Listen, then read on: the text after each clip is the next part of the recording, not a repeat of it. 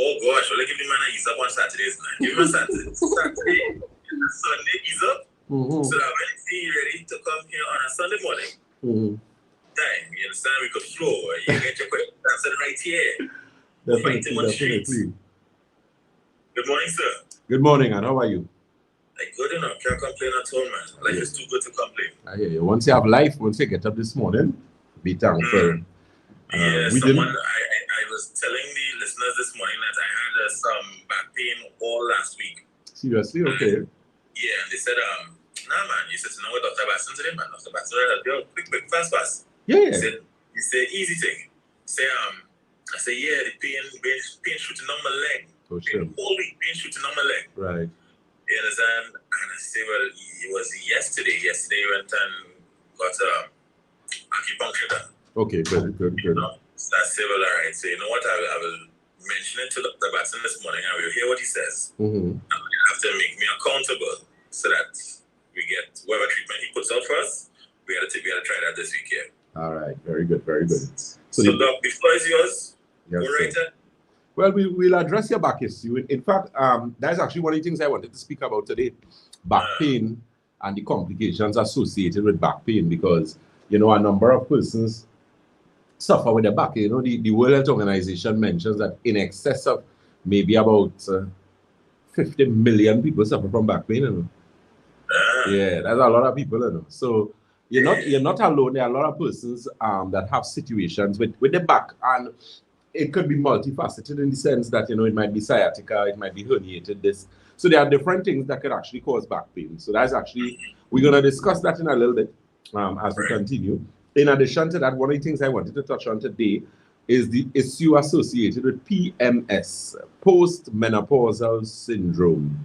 Simply because, you know, I've spoken about this on numerous occasions before, but you find that it is something that affects a lot of women out there, and you know, affect them so much that, you know, at some point in time they feel as if they could, you know, they could just end it all, you know, because of the anxiety, the depression, the situations with insomnia. So it really does a number on their nerves, and as a result of that, you find it is very difficult to end up, difficult to deal with the situations, you know, associated with the hot flashes, the vaginal dryness, the irritability, the spontaneous crying. You know, it's really bad. So we're going to touch on that today. You know, what really is PMS? You know, who does it affect? What are some of the symptomology? What do we at Batson and Associates do to address that? Let me say a pleasant good morning to all the listeners on Facebook. Keep in mind, when I'm on this frequency, you know, it's very difficult to see you guys on Facebook. So we're working on that, where I'll be intermittently, look through and take some of your questions there. In addition to that, you find that when we speak about this situation of inflammatory response, which we're going to touch on as well, a lot of persons, again, are affected by inflammation or inflammatory response. And one of the key indications of inflammation is pain. In most instances where pain is present, inflammation was present before the pain. So inflammation comes first, pain is subsequent to inflammation, and usually a causative factor. Inflammation is usually a causative factor of pain. That's something you need to keep in mind. Last Sunday, we had a very interesting discussion where we spoke about, was it Sunday, boy? Or I had done a program for a gentleman by the name of Matthew Khan from Point Fortin. Was a church group. They normally meet with their men's council ever so often. And they invited me to that. So I had a very interesting discussion. We spoke about prostate. I also used an analogy there where I told them, you know, and I believe I brought it the Sunday where we were talking about, you know, it's not matter of your mosquito, your ant, your cockroach is not the problem, but simply the situation associated with the stagnant water, the situation with the garbage, because those, of course, are the root cause of the issue. And then we're going to touch on something that bothers a number of persons, something that just recently I was speaking to someone, and we are talking about diabetes. So that's the topic, diabetes. And I told them, they asked me, do you deal with diabetes? I said, yeah, diabetes is an easy thing to deal with, man. So they asked me the interesting question. They said, Dr. Batson, you was ever diabetic? I said, well, no. They say, well, then you can't say that. So I was like, I say, oh, okay, I mean, noted, agree to disagree. You know, because there are a lot of diabetics out there that face so much challenges. So we're going to discuss that today. So we have a packed program. We're here with you guys for 2 hours. We are on Facebook. I know later on we'll be using our next setup for IG as well. So you guys could also follow us there. So the first topic of discussion, PMS. So PMS is an acronym for post, which is after, menopause syndrome. So PMS is post-menopausal syndrome. And obviously, this is something that affects women because women and only women go through menopause. And we know what menopause is. Menopause is when a female's menstrual cycle ceases or pauses for consistently, and that time or that part of her life has now stopped. She's no longer producing eggs. She's no longer releasing her egg. And as a result of that, procreation cannot take place again, and she's going to experience some changes in her body. Now, the thing with PMS is that a lot of women do not know that apart from postmenopausal syndrome, menopause and premenopause can also be a serious situation because you are now in hormonal imbalance as a result of an endocrine problem. So we know with PMS, it can be very devastating. It can almost be sped up by certain types of surgeries. So if women who are affected by fibroids, polycystic ovaries, ovarian cysts, endometriosis, if you find those women have issues, you find that it is a situation now where they already have a hormonal imbalance issue, and as a result of that, they do what is known as a hysterectomy. And a hysterectomy is the surgical removal of the uterus, which is a partial hysterectomy. And then you have a total hysterectomy where you have the surgical removal of both the uterus and the ovaries. So if that surgery is performed on a female, the likelihood of her experiencing PMS is quite possible because it has now thrown her into a situation or forced her into a situation because of the removal of those key organs into a situation where she now has postmenopausal syndrome.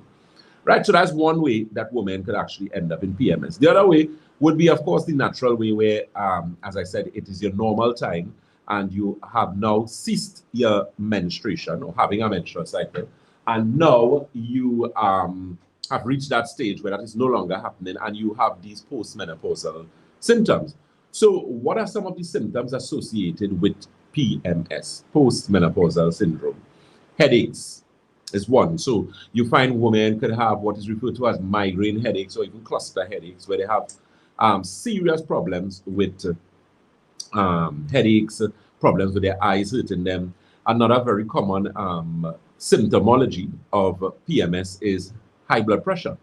So sometimes you find women, they never had a situation with hypertension, but all of a sudden now, especially if you do a hysterectomy, you realize that, wait, I have high blood pressure, and I didn't have that all the time. Another consequence of or indication of PMS is anxiety. Anxiety. So those of you who may have never experienced an anxiety attack, it is not a good thing. I mean, I have never experienced an anxiety attack, but just think for 1 minute when you are anxious or overly concerned about something. And I'm sure at some point in time, there was a point in time where any of us would have been anxious for anything, whether it's exam results, a blood test you may have done, or a stressful situation, and you were anxious. So multiply that by about 1 million. And that is essentially what an anxiety attack is. So they literally feel as if their heart wants to come out of their chest, their heart is racing, they feel this issue of panic, they feel as if they're confined to a room, like the room is closing in on them, they feel as if there's this particular heat in the body. It's really not a nice situation. PMS really affects women's central nervous system badly, and as a result of that situation, you find it is very easy for them to end up in a situation where they now have serious mental issues, because you have insomnia, anxiety, and depression. Depression is also a key component of PMS, menopausal syndrome, hormonal imbalance, because you find that when women have hormonal imbalance, they really do suffer. The unfortunate thing is, if you have hormonal imbalance from a very early age, you find that with that, it is very easy now to go into your later stages of your life with a situation of hormonal imbalance. So those are some of the signs, the symptomology to look for, a spontaneous crying, vaginal dryness, like extreme dryness, so much so that if it is those women actually engage in intercourse, it is very painful and that type of thing. You also have the situation of the hot flashes, which, oh God, when women speak about hot flashes, they sound as if they want to just, go to the Arctic or go to Canada and live, simply because of how uncomfortable they feel with these hot flashes that they would get, which again is an indication of PMS. So you have a wide array of symptomology of issues that women experience. The unfortunate thing is a lot of the times that they don't know what they're dealing with, and then you go to a practitioner, and again, the analogy that I used before now comes into practice again, or comes into under highlight, in the sense that it is not the mosquitoes, so it is not the anxiety, it is not the depression, it is not the insomnia, it is not the hot flashes, it is not the vaginal dryness, it is not the nervousness that we need to address. We need to address the root cause of the problem, which is hormonal imbalance. And that is what you have to do in order for you to be free of those situations. So, a lot of stress on the central nervous system. These women tend to could have nervous breakdowns where the central nervous system is just, it cannot deal with the stress. And as a result of that, now you have to be put on medication. So they would recommend things like Zoloft, amitriptyline, and those type of things, which we know, extensive use of those things is not something that is welcome. You don't want to be using those things for an extended period of time. So those again are some of the symptomology that you can look at and observe, and in yourself you may not have been aware that you are going through PMS. Now keep in mind, PMS is not a time factor. There are a lot of women say, well, I went through menopause 20 years ago, so I can't have PMS. Really? The only female who cannot have PMS is a dead female. Once you're alive and you have reached a particular age and you have gone through menopause, you can have post-menopausal syndrome at any time in your lifetime. 10 years after your menopause, 20 years, 50 years. If you live, depending on when you went through menopause, you can have post-menopausal syndrome. So don't think that is something that when you pass a certain stage in your life, if you didn't get it, you can't get it. No. You know the old people ever say, what impasse you didn't meet you, right? So keep that in mind. So let me give you those clinic telephone numbers, the locations. Keep in mind, you can give us a call. These are the office numbers for the main office, which is Shoguna's head office. And of course, they could always give you information for the other offices. So those telephone numbers are 222-8261. That's 222-8261, as well as 314-9975. That's 314-9975. And those locations, we are located on the first floor of Money Talks building. That is Money Talks building in Montreal, Shogunas. We're also on the corner of Ramsden Road Trace and the SS Erie Main Road in Davie, as well as Red Edge Mall, Western Main Road, St. James. Tobago is the Triangle building in Scarborough, Tobago. Those numbers again, 222-8261. That's 222-8261, as well as 314-9975. That is 314-9975. And you can also call for delivery. Please keep in mind, young people, when you place your delivery, because we're going to change up some things with our delivery system. Because we have some persons who making deliveries, and when the delivery driver reach by you, you're telling the driver that you didn't order that. So, we need to be a little mindful. And you spoke to us, and I don't think your Alzheimer's that bad that you can't remember that you ordered something. So, be a little diligent about it, because remember, it's time involved, it's gas, it's money, So keep that in mind. Just note that. We try our best to make sure and call before follow up, make sure and confirm. So, if it is you think you had a delivery planned and maybe a day before, you're not interested or you change your mind, let us know, please, because, the driver would have spent time to find you to reach the FA to tell them that. All right? So those numbers again quickly, 222-8261, 222-8261, and 314-9975. That is 314-9975. You're listening to Dr. Jason Batson, the Senior Medical Consultant at Batson and Associates, your wellness solution. So, Mr. Dominic, sir, we have any questions there? Yes, yes, we do. Okay, good. First question on the board.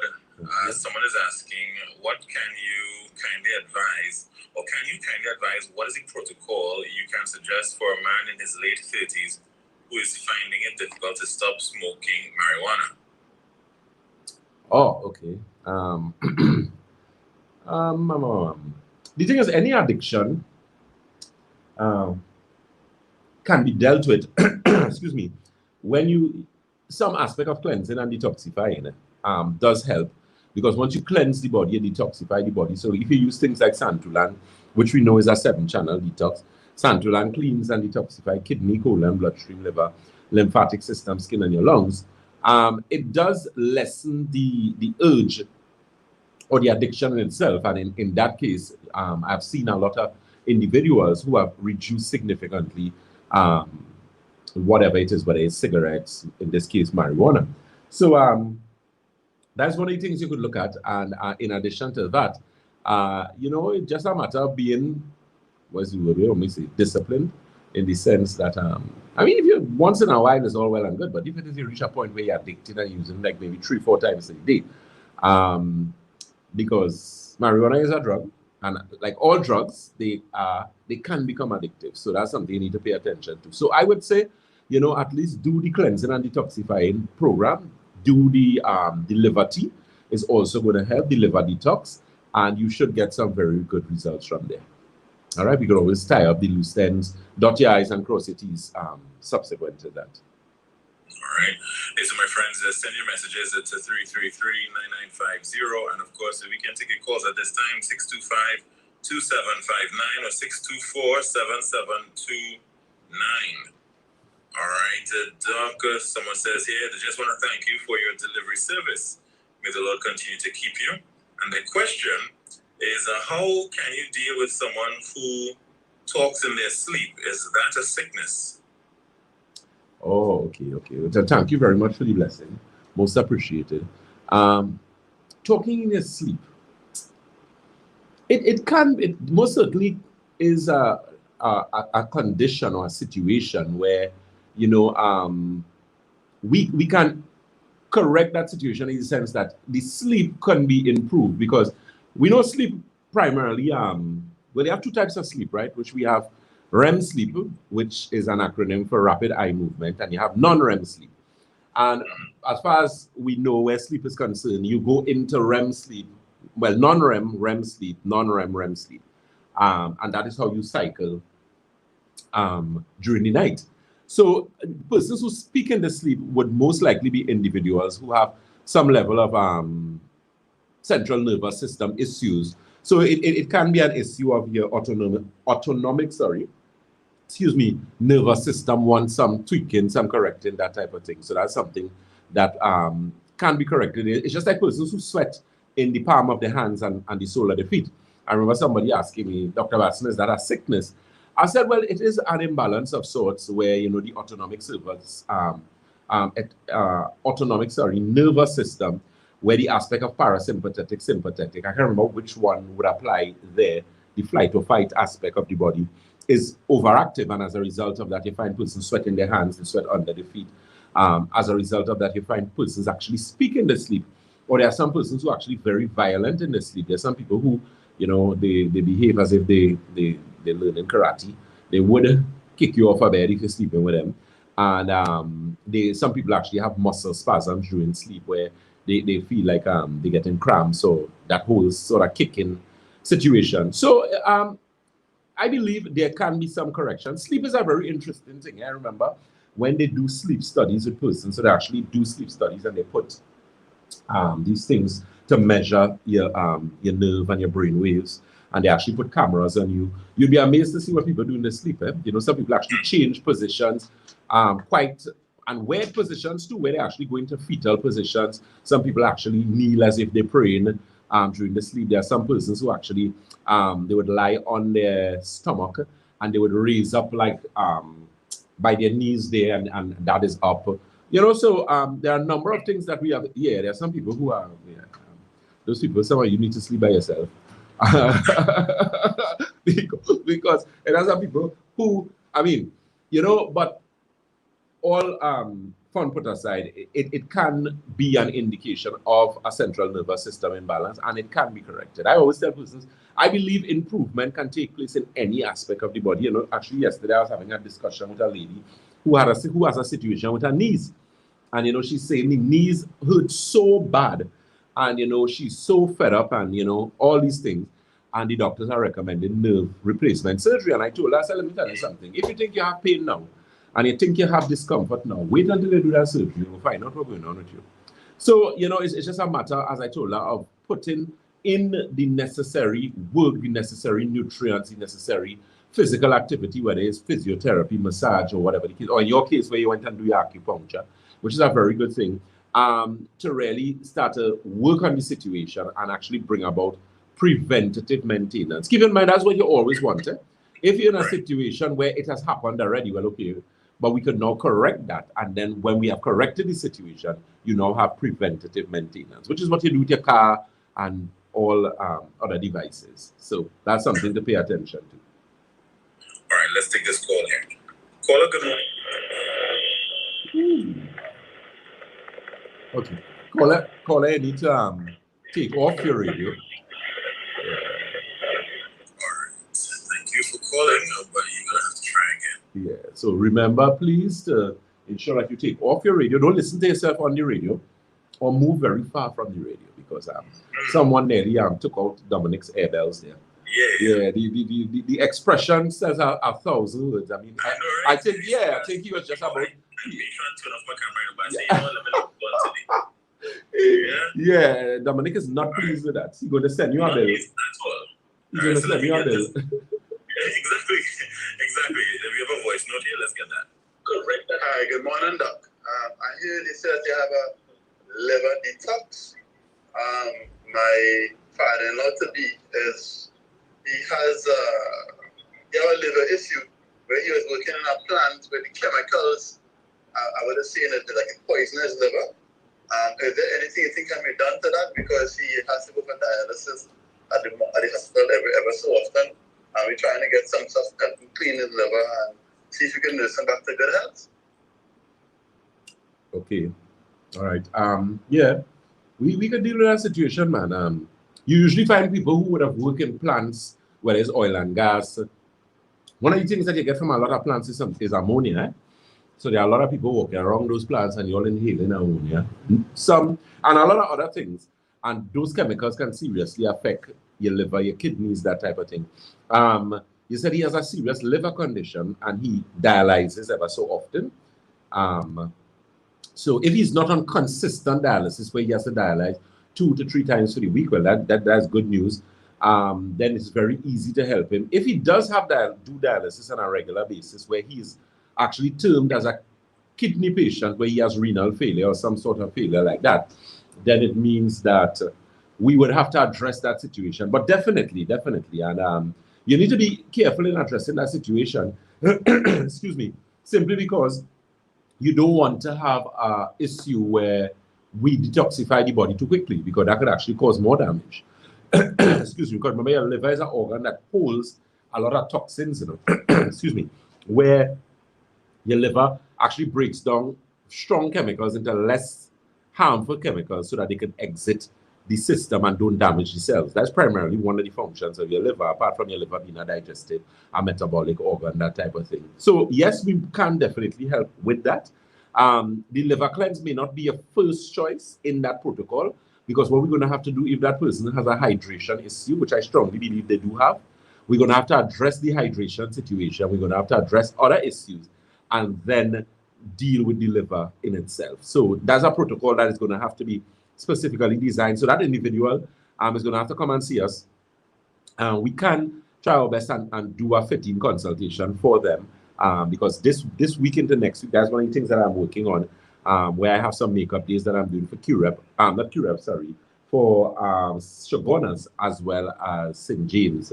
I must apologize to St. James on Friday. Friday, I had a issue that was beyond my control, was a vehicular situation, and they needed to correct something for me, and it wasn't done in time.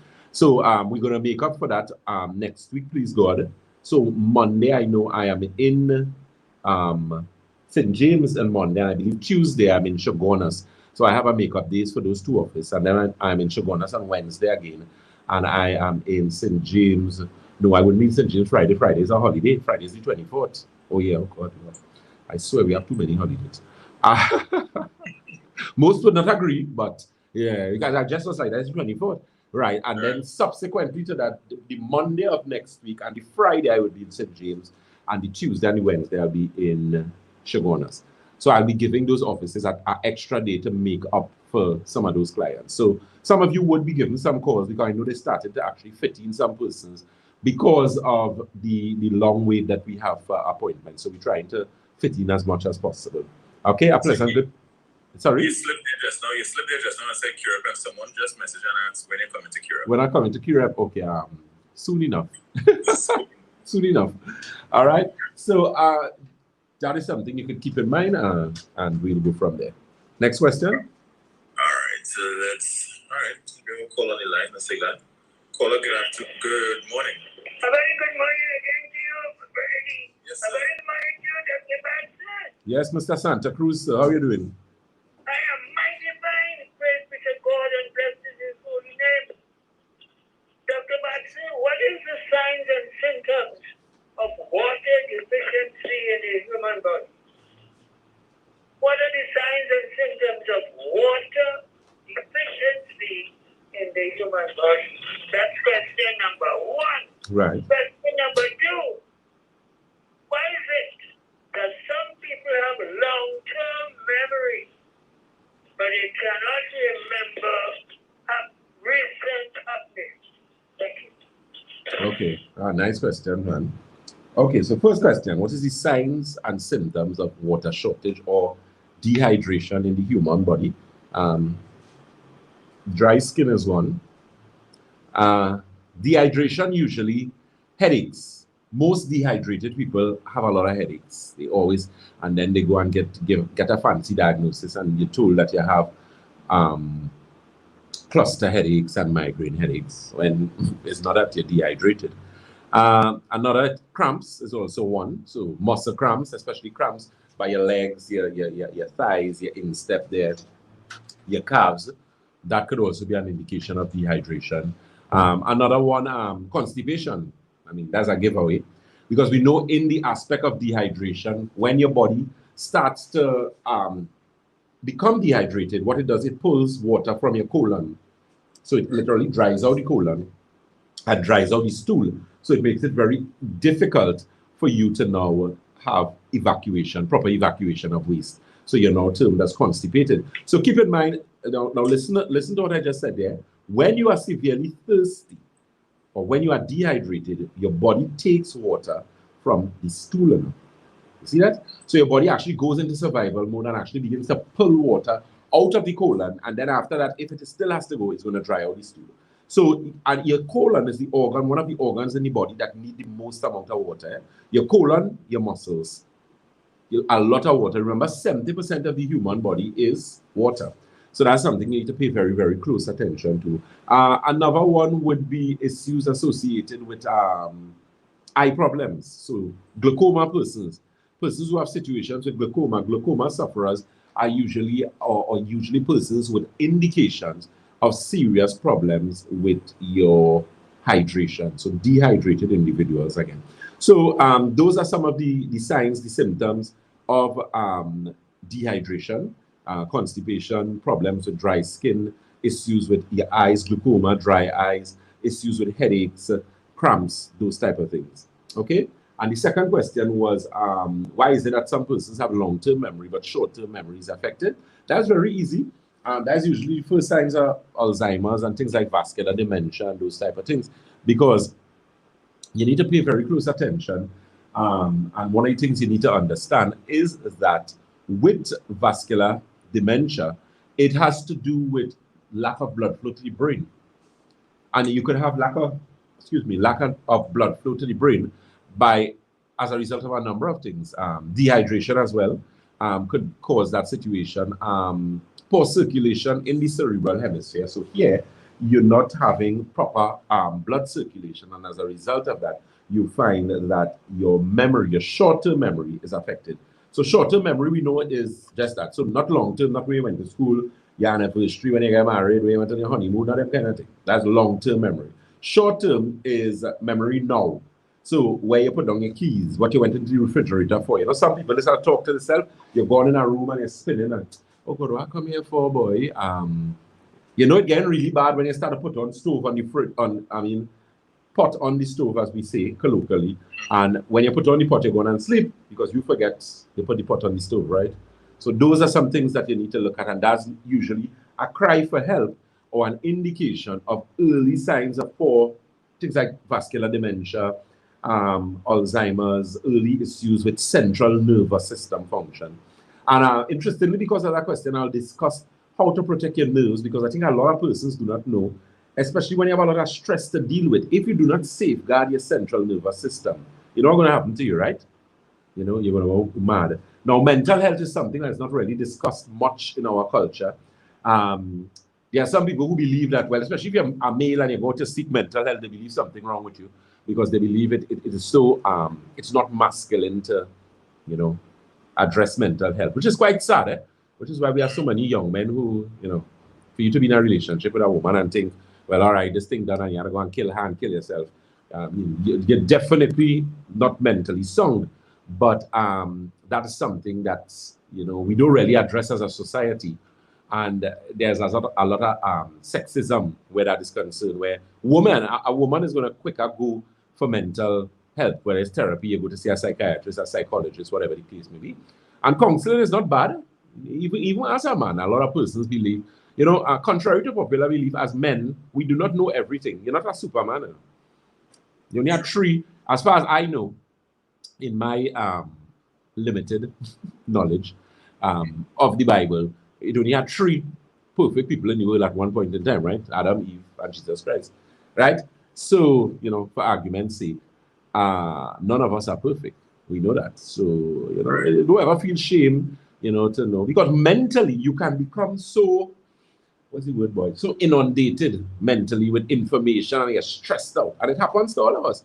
And at some point in time, you need to be able to, you know, to sit down and talk to someone, or at least have something to take away your stress. You know, whether you play sports, you go to the gym, you do meditation, you go and plant something, you know, go and plant some callaloo bush, or, you know, do something. Get a pets help, you know. And you know, you're saying that there, Doc, and we know that persons find the negative ways as well to release the stress.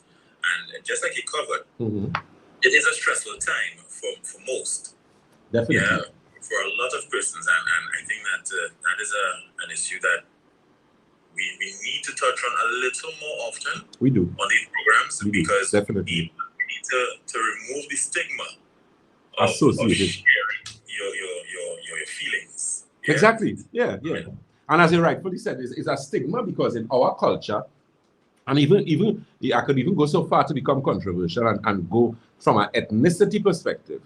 So people with my hair text, tend to, the men especially, well, we believe that that's something we shouldn't do at all. Something wrong with you if you cry and you experience, you know, and that's quite sad, and that's what I'm saying, and that's why we have so much issues with domestic violence and that kind of thing. You know, people don't understand, even with children, because all of us as human beings require time out. And as much as I am very busy and I work very hard, I just take my time out because I tell them, listen to me. I am very nice when I'm nice, but when I'm bad, I am not a nice person to deal with. So I just try my best to maintain some level of mental sanity to deal with what we have to deal with and deal with people in this world. And it applies to everyone, and it's not anything. Mental health is a serious thing, especially among men, and it's something that should be addressed. And you know, in Trinidad, we use the word mad loosely. People say, oh, he's a madman, she's a mad woman. And you know, we take that as a joke. Some people tend to be very facetious about those things, but it's not something to joke about. Even with children, you know, a lot of persons do observe, because stress is a real thing. And when you reach this stage, you know, interestingly, I was speaking to someone the other day as regards to mental health, and we were speaking about this person that they diagnosed as being schizophrenic, and they are diagnosed. There was this particular client who came to me, and she was diagnosed as being bipolar. And I wanted to know, I said, but who it is diagnosed you as being bipolar? These people is mad people. You're not bipolar. I said, what you had is a nervous breakdown. And the thing is, once you get a nervous breakdown, and a lot of people can have nervous breakdowns and not get a nervous breakdown. You know? Nervous breakdowns are like strokes, TIAs. There are particular types of strokes which are known as transient ischemic attacks, which are TIAs. Now, a TIA is not a big stroke, it is a mini stroke. But the thing is, if you're having mini strokes, it is already an indication that that whole central nervous system, cerebral, vascular circulation is out of balance. And as a result of that, it means that later on, you're going to end up with worse strokes. The situation is going to get worse. So the same applies to mental and nervous breakdowns. There are people who have mini mental breakdowns, you know, and they don't know, you know. There are people who have mini issues associated with mental health, and they don't know because they don't know what to look for. And you know, you're working because you have a family to take care of, you're running here, you're running there. And it's only when you reach a point where it gets really bad and you have to stop now, and people say, but wait, this person tripping. And what you're really experiencing is a nervous breakdown. And a nervous breakdown is not an easy thing to deal with, especially with COVID. There are a lot of people now who have had nervous breakdowns, who suffer from anxiety, who suffer from depression. Interestingly, I was looking at some reports recently, and I think the World Health Organization or some other organization was saying that this is the first time that they actually have what's the word, boy? Not deficiency, now, boy. They don't have sufficient anxiety and depression medication in the world. They actually have a shortage of depression and anxiety medication because of the amount of persons that are now who have depression, who have anxiety. And let me tell you something about depression and anxiety. Yeah? A lot of the time, it is not a conscious response. So we know you have your conscious mind and you have your subconscious mind. Your subconscious mind, in some cases, have more control over your conscious mind, and you don't know. Yeah, so subconsciously, you can be, because that's why we have dreams. Dreams is an indication. Sometimes the things that you dream are the things that you actually hold on to or concentrate in your subconscious mind, or it is something that you would have consciously gone through, but it has stayed in the subconscious mind. As a result of that, it is now reflected in dreams, whatever the case may be. So the same can apply to a number of issues that people don't look at, even with anxiety, because there are persons, for example, who suffer from white coat syndrome. So when you go to a doctor's office, all of a sudden your blood pressure is elevated, but you think in your mind, but I am calm, I am relaxed. Your conscious mind calm and relaxed. Your subconscious mind is not. Hence the reason why you get that reading. So that's something to pay very, very close attention to, and you know, I'm glad that we touched on it. So men, nothing ashamed about saying now and talking to somebody and expressing your feelings, especially if you're in a situation of stress. People who end up with imagine somebody is like, how to put it like this, boy. Let's say, Dominic, you get up to go to work on a daily basis, and you usually prepare yourself. You'll prepare yourself, you have your bag packed, whether you're carrying lunch, you get up a certain time, you brush your teeth, you iron your clothes, or your clothes is ironed, whatever. So we have a routine to prepare us for our day. So you should always have some sort of preparation, so what you have to deal with mentally. So people who have a lot of stress, mental stress, managers, directors, people who run organizations, if you don't take it, them is the people who go in mad first, you know. The corporate world is have the most sick people in it. Yeah. Take example, corporate and professional. Look at our former heads of states. All of them have pacemaker. Healthy people do have pacemaker. That's correct. Yeah, so the extra nerve and stress that you have, if you do not know how to deal with it, I feel sorry for those people, because unless you have a doctor like me, you're in real problems, which is why half of them be looking how they're looking, because they don't know better, and you're just taking a bag of medication, and you have no sense to know anything, because they don't know about laminine, or they don't know about stem cell, or they don't know about adaptogens, and that's what they need. You can't be no politician, no header, no organization, and you don't know how to take care of yourself. You will end up, yeah, and that's why when they get sick, they just die. They don't live long.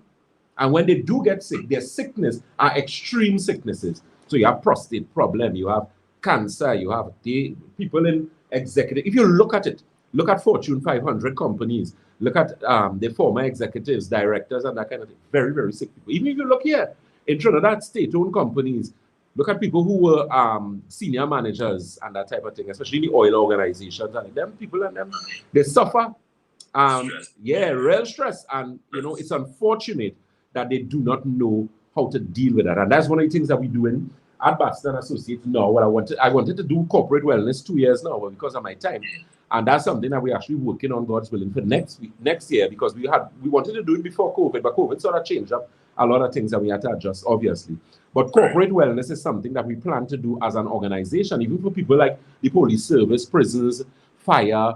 The Trinidad and Tobago Police Service needs something like that. Customs and Exiles, they need something like that. When you look at those organizations, fire, even the army, they need proper guidance as regards to corporate wellness, because you can't be running an organization with a bag of sick people.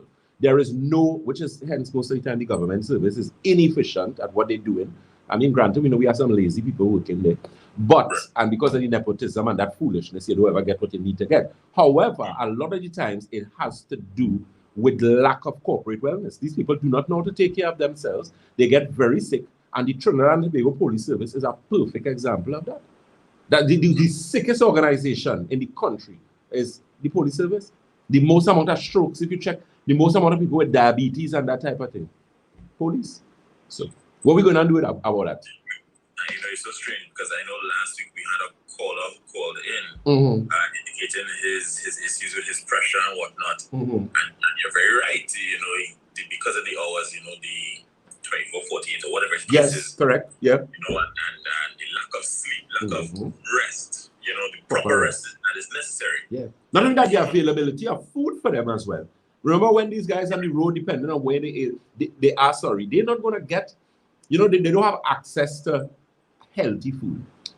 Yeah, they'll go and run and grab a quick thing, you throw down a soft drink, your thing, and you know, once in a while may not be detrimental, but if you do that on a consistent basis, you're going to need problems. And nobody could function properly being sick. Once you're sick, you're no longer beneficial to yourself, family, the world.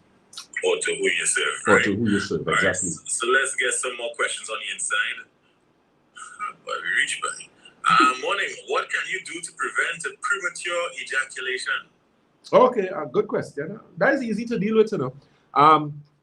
Premature ejaculation is an oversensitivity issue, or hypersensitivity as we call it. So men who usually experience premature ejaculation would be, again, autonomic nervous system situation. So you're looking at, what do you do for that, boy? There's a product we carry. We have male tea, we have prostate tea. They're going to give you some assistance there. We usually have something called Prostate Health for men. That would help as well. Look at your hydration too. Again, we're just talking about water. So if you're dehydrated, that could actually affect that situation. Yeah? You would be surprised. Right? And we give you a little top up as a male. There are a number of things that we carry. L-arginine is something that would also help as well. Zinc is also something that's going to help as well. So you can actually get some zinc in a pharmacy. That's very easy, excuse me, to pick up, at least until you could maybe visit Batson Associates or call in an order for a delivery or something like that.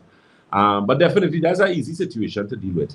And I know for a lot of men, it can be embarrassing, but it is not something. There are a lot of men who actually are affected by that, but it is simply a issue of just correcting some central nervous system aspects in the body, and then you're going to be all right. All right. Next up, someone is asking, Doc, can you tell us how do we prepare the santulan? Okay, good question. Not a problem. A santulan is very easy to prepare. Santulan comes in a pack with 3 tea bags. Now, keep in mind, these 3 tea bags must be used simultaneously. So it's not as if you could take 1 tea bag and say, well, okay, that'll give me a quarter of the santulan, or a third, and a third, and a third, because somebody had done that. No. The bags are different. So all bags have to be used simultaneously. And you could actually check out our Facebook page, because we have a video up there showing you how to step by step, excuse me, how to make the santulan. So what you do is the 3 tea bags, you take out 2 cups of water. So the water that you're using for the entire bag of tea is 1 gallon. Now 1 gallon is equivalent to 4 liters. So let's say you have a 4 liters bottle, which is a gallon bottle, and you have that filled with water. You take out 2 cups of water out of that entire gallon and you put it to boil. As it starts to boil, comes to a rolling boil, you take off your stove or you remove it from the fire, and you take all 3 tea bags and you put it in that hot water and you cover it down, not for 1, not for 2, not for 3, but for 8 hours. 8 hours. So you don't have to stand up and watch it steep, right? You leave it, you can go and sleep. It could draw for more than 8 hours or steep for more than 8 hours. That's not a problem. When it has finished, you take all the tea and the tea bags and you throw it back into the original gallon. So you would now have basically a gallon of tea. You do not discard of your tea bags. You leave the tea bags in there floating around and you store that in your refrigerator. And what we usually recommend is that you drink anywhere between 8 to 16 ounces, either once or twice per day, on an empty stomach. What is an empty stomach? An empty stomach is anything between 45 minutes before a meal to 2.5, 3 hours after a meal. And that stays for how long? Santulan, we put on the pack because there's actually some design things that we're gonna actually do some change up to that. We're dealing with our suppliers right now where that is concerned. But usually Santulan, we tell you 2 weeks to a month. In all honesty, in a proper working fridge, even though the Santulan would become sort of thick, it doesn't spoil. I did experiments with Santulan. I kept Santulan in my fridge for a year already. In fact, the one that I'm using currently, that is about half of that was there for like maybe, not half, maybe about a quarter or a third of it was there for like maybe about 2 months. So I just got 2 more bags and I just steeped them and I threw everything inside of there. So right now I have a grand time with Santulan because I started using it like about 3 days. Yeah. You know, the thing with Santulan, the good thing about Santulan, it is a timed detox. Because one of the challenges that I think persons had is that you could have only taken a detox when you go on holidays. Because there are a lot of working people who say, oh, well, I take a clean out, but when I go on vacation. And there are people who you're supposed to go on vacation since the founding of the world and you can't go yet. And Dominic throws up his hands. So Dominic, make sure and zoom that camera and wave so that the people who need to see will see you. Yeah. So a lot of times you don't get to go on vacation. So that's why we got Santulan. So you can actually use Santulan and work. Because I drank my Santulan. I worked yesterday. I had a very hectic day in Debe yesterday. And I drank my Santulan on Friday at 2 o'clock. And I was good because I basically got a bowel movement very late that night. And then in the morning, early at 2 again. But when I went to work, I was good. I worked for the entire day. Nothing bothered me. I was good. And that's what we do. So it is a cleanser that could be used even for very busy people. And that's one of the reasons why Santulan exists, because I always wanted a cleanser that was, and Santulan easy to make. I mean, it doesn't taste bad. I mean, it has some olive who just ridiculously fussy, but we can't help that way. Olive wouldn't. Olive don't like water. Yeah, exactly. That's some people who don't like water, so you can imagine for Santulan. But apart from that, that situation corrects itself, and you can use the Santulan and work. And I think that's one of the greatest things where that's concerned there. So I think I covered everything with how to use the Santulan.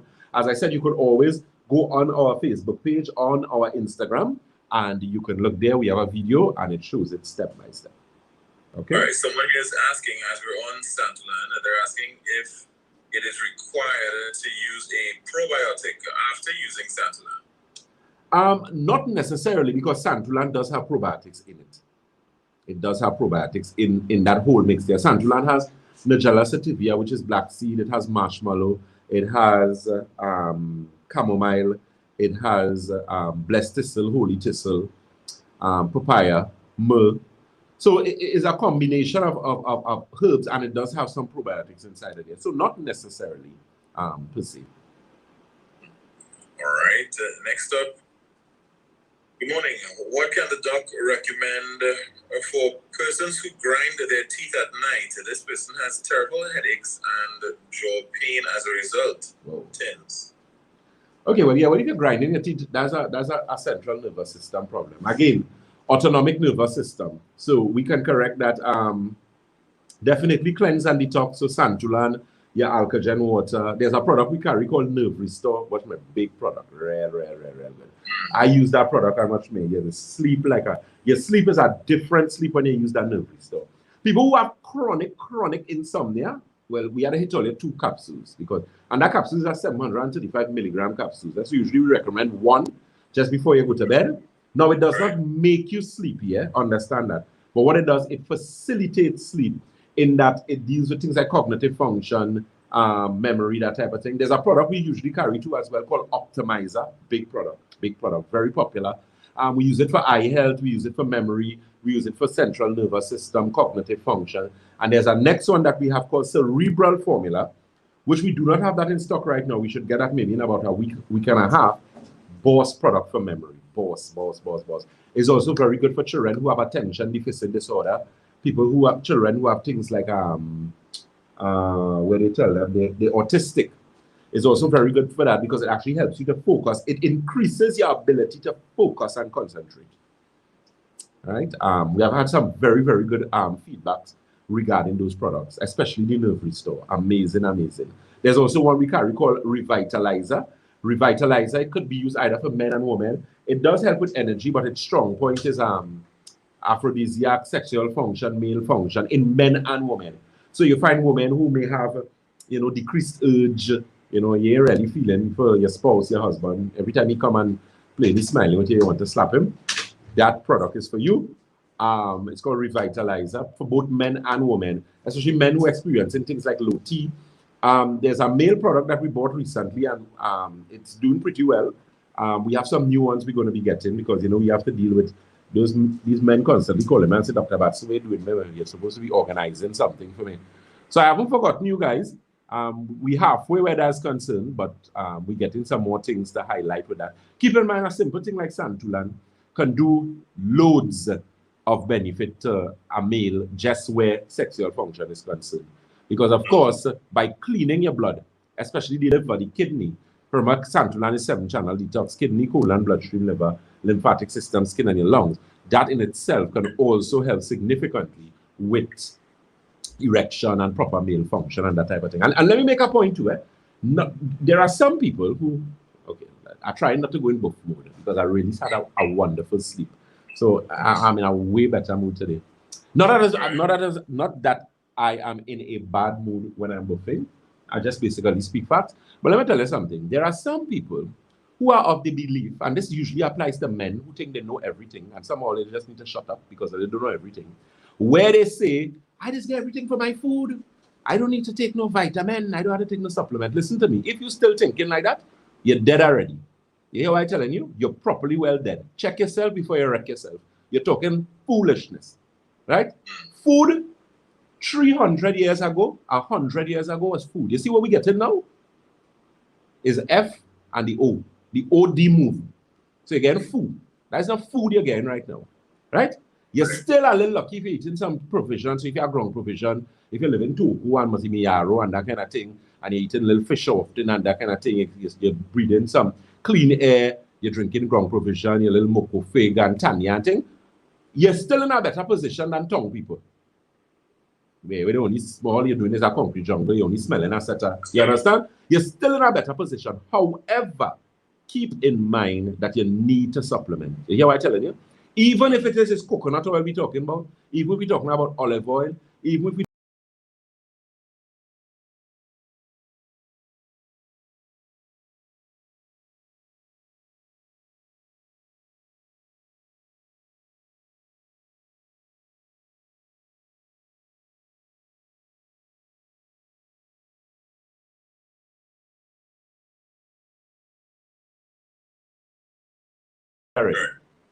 yeah, and that's a male thing. It have plenty men that's be talking that foolishness. I'm telling you, you're dead already.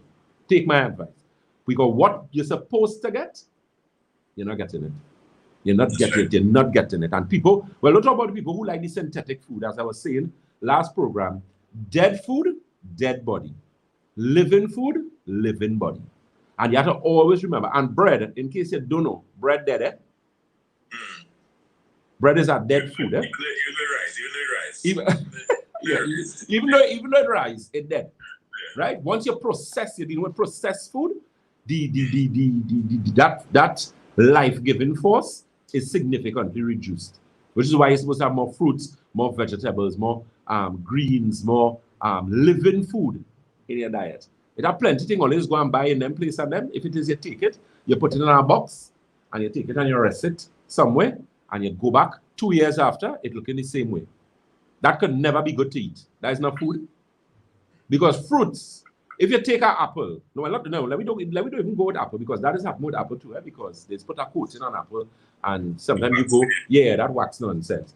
Let me go local, mango. If you take a mango, Julie mango, my favorite mango, or starch, and you... Yeah, well, exactly so. You watch a big man like me and give me a vein to suck. I tell that behind you. Vein is to do one thing, like to make curry mango. Nothing else.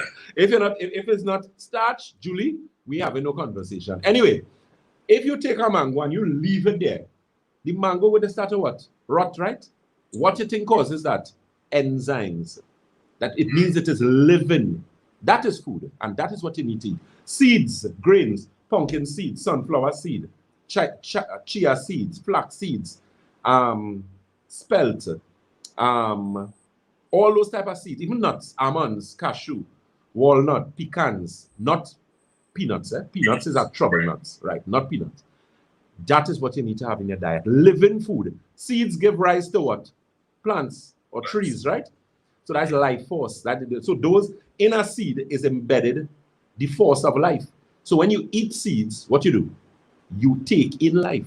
When you use greens are significant of life.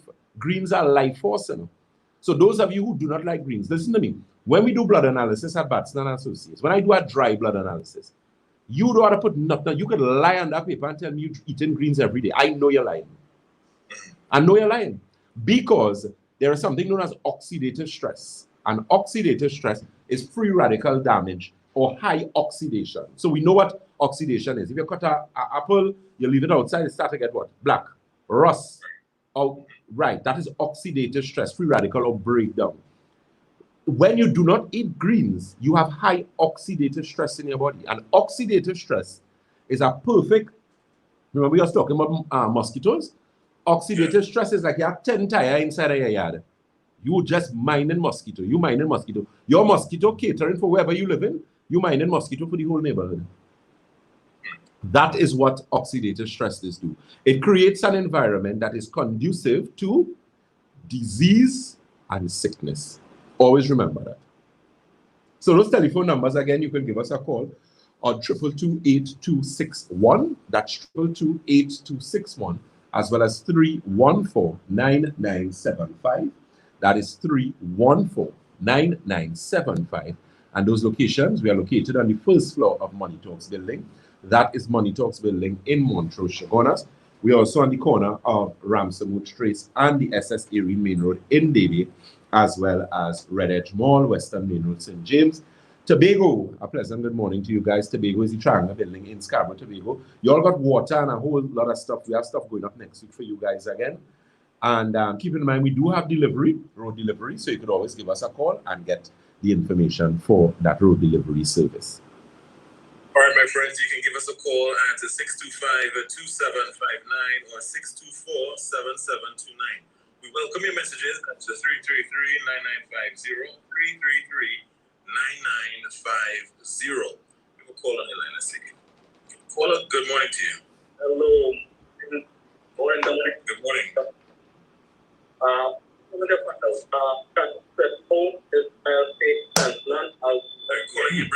You're breaking up real bad. All right? Yeah. You need to take off the radio. Wait on a little bit, take off the radio and come back to us here quickly.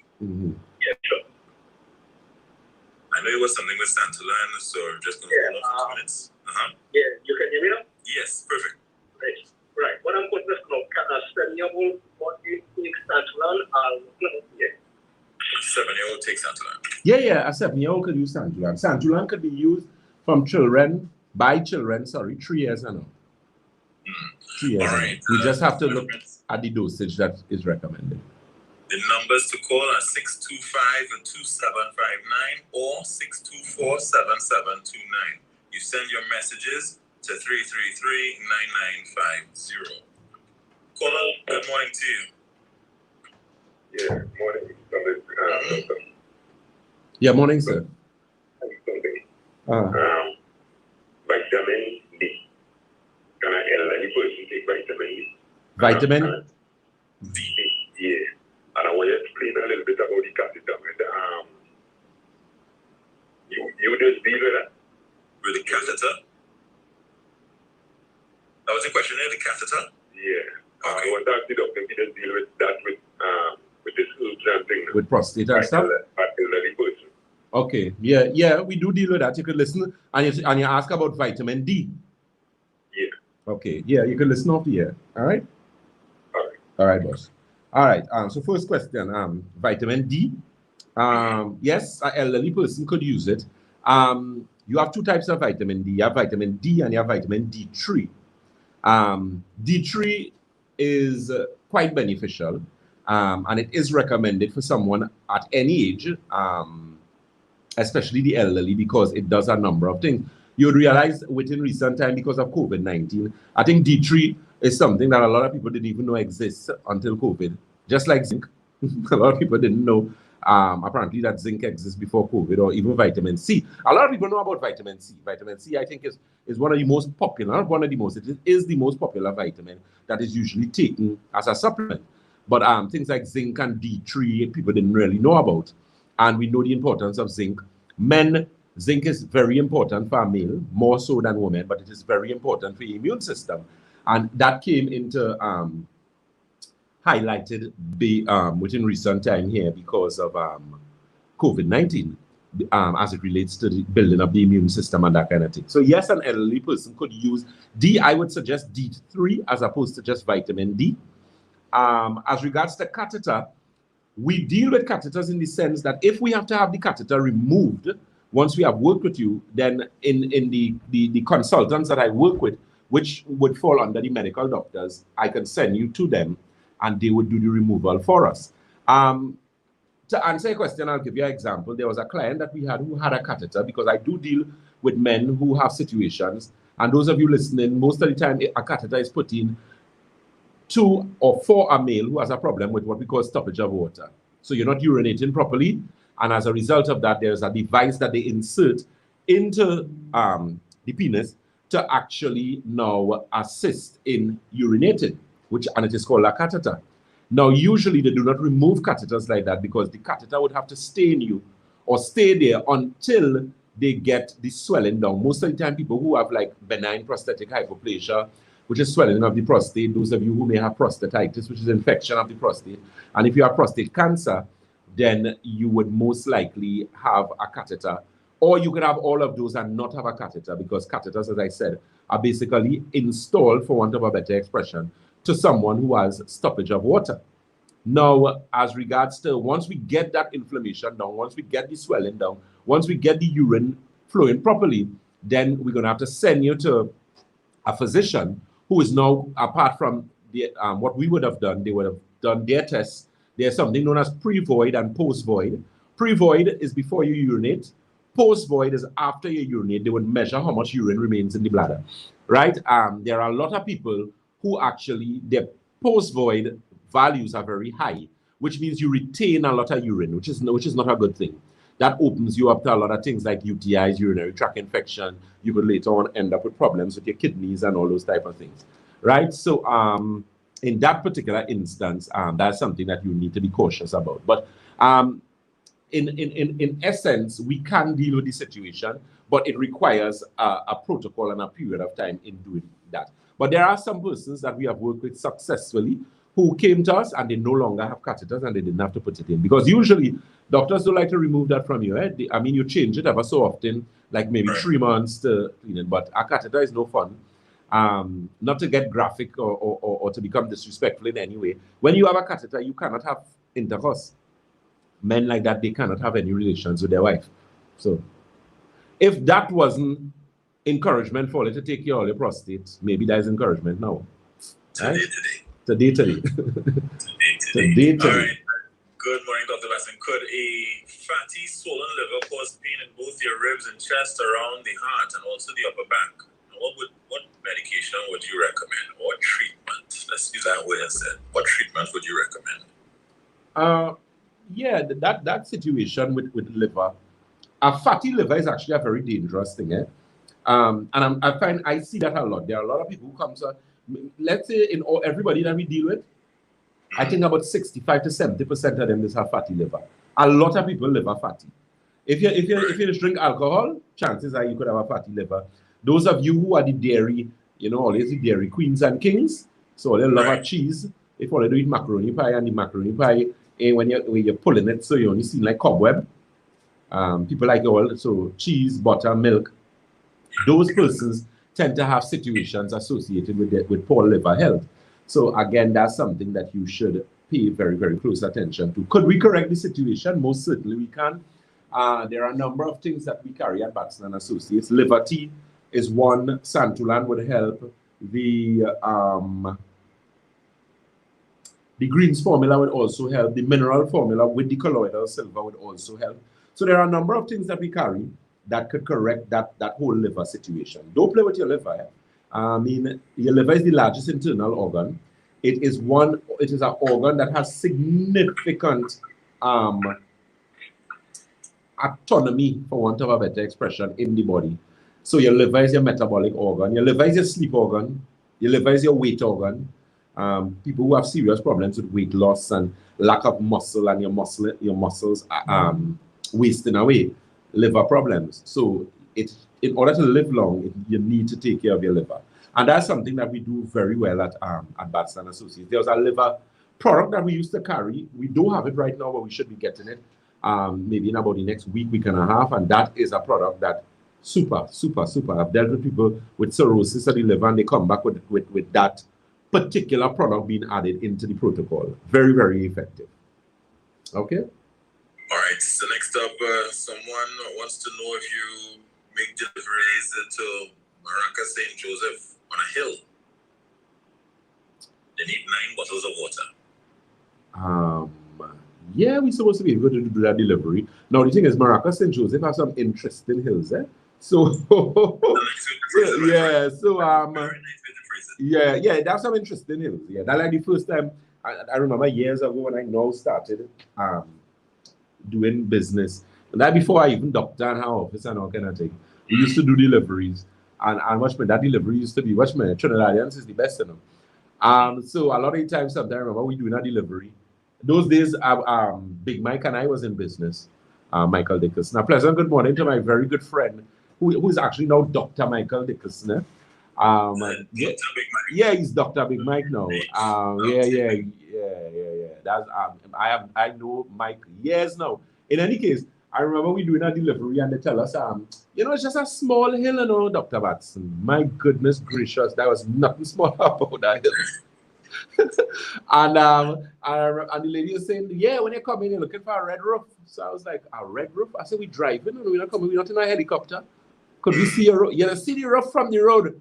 But I mean, Trinidadians tend to be very, but we can do it, but give us a little more information. So you could call and we could definitely organize that for you. All right, let's take this one. Hey, caller, good morning to you. Yeah, good morning, Dr. Batson. Yes, sir. Diagnosed with cataract. Do I take a position or can it be eliminated otherwise? Okay, no problem. All right, cataracts. So cataracts are mineral buildup on the lens of your eye. You have cataracts that are very young cataracts, and then you have very mature cataracts. Obviously, the more mature the cataract is, the more difficult it is to deal with. I am not anti-surgery. I never have been. I would never be. But I am the person, based on my understanding of anatomy and physiology, you really want to be choking people and prodding and digging up inside of people. But people have to understand that surgeons and surgery is an occupation. So these people have to be paid. So, that's something. You can't go to a man to buy a car and the man selling truck.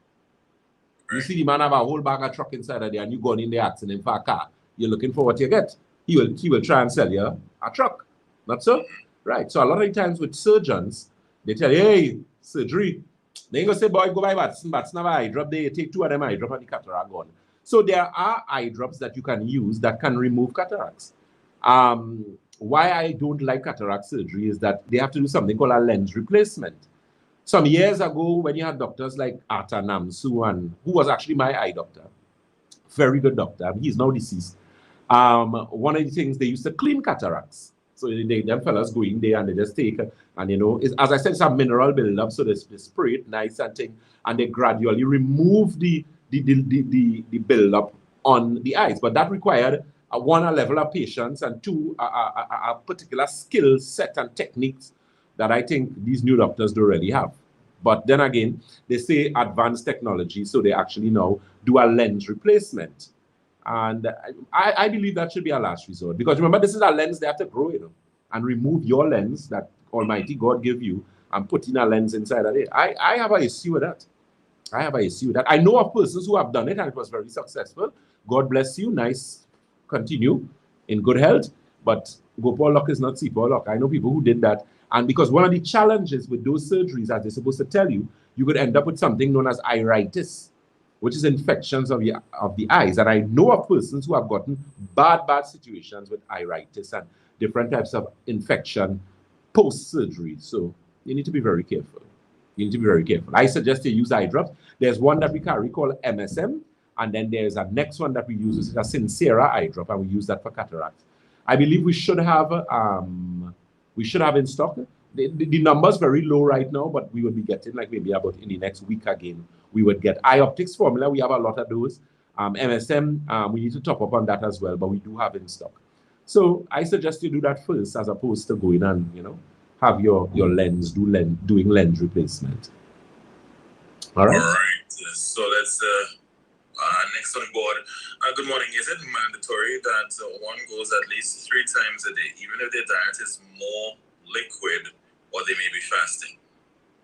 Yeah, definitely. That's going to be let me tell you something. People have to understand that your bowel movement will be commensurate with what you eat. Because I remember just speaking to a client recently, they called and they said, Dr. you know, I find that I'm constipated. I say, you're constipated, but it wasn't constipated all the time. They said, not really. So, you know, that's open to some level of ambiguity there.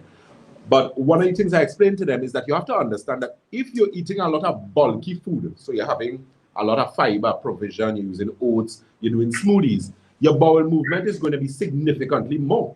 You're going to get larger bowel movements. You're going to get, because your stool is supposed to be like the size of a banana, consistency of toothpaste, the color of cardboard. That's what your stool is supposed to look like, you know.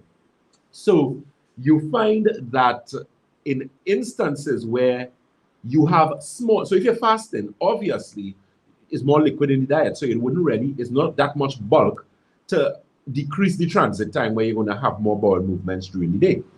So I always tell persons to fix that situation. You add things like you could drink olive oil. That helps your bowel movement significantly. Increase more fiber in your diet. So what you could do is chia seeds. There was a product that we used to carry with flax and chia.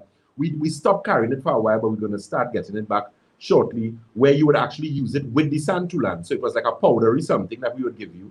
And you take a teaspoon and mix it with the clients that love that, because what that actually used to do is actually make your stool more bulky because of the fiber aspect of it.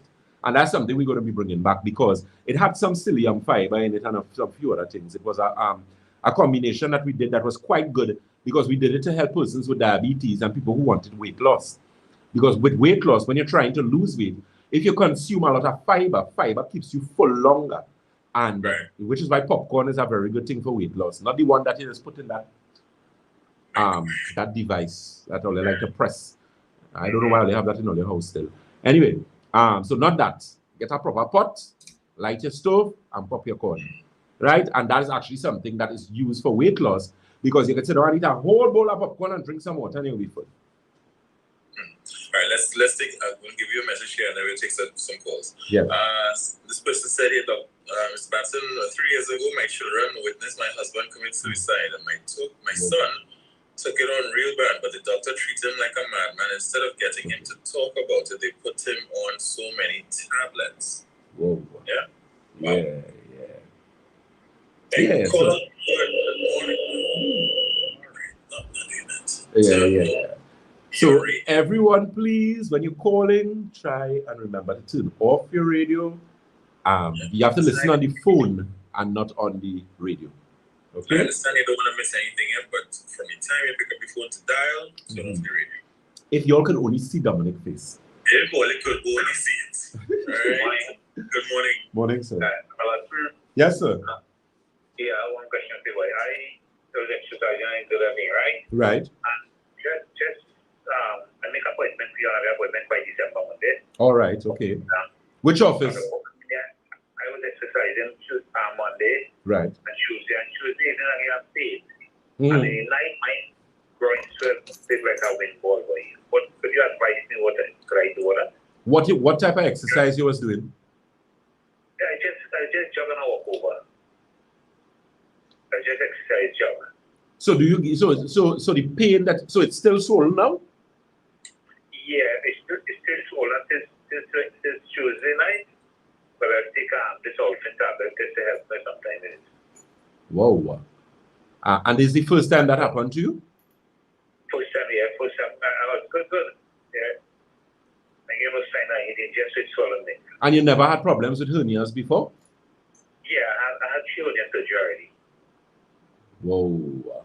And the hernia was groin hernia or abdominal hernia? One was groin. Right. One was just over, and one was on my navel. And what it is they did? Mesh? But I did surgery. I know, but what they did, they put in the mesh or they just... Yeah. They put that mesh on. Whoa. Well, you know, it could be because of that, you know.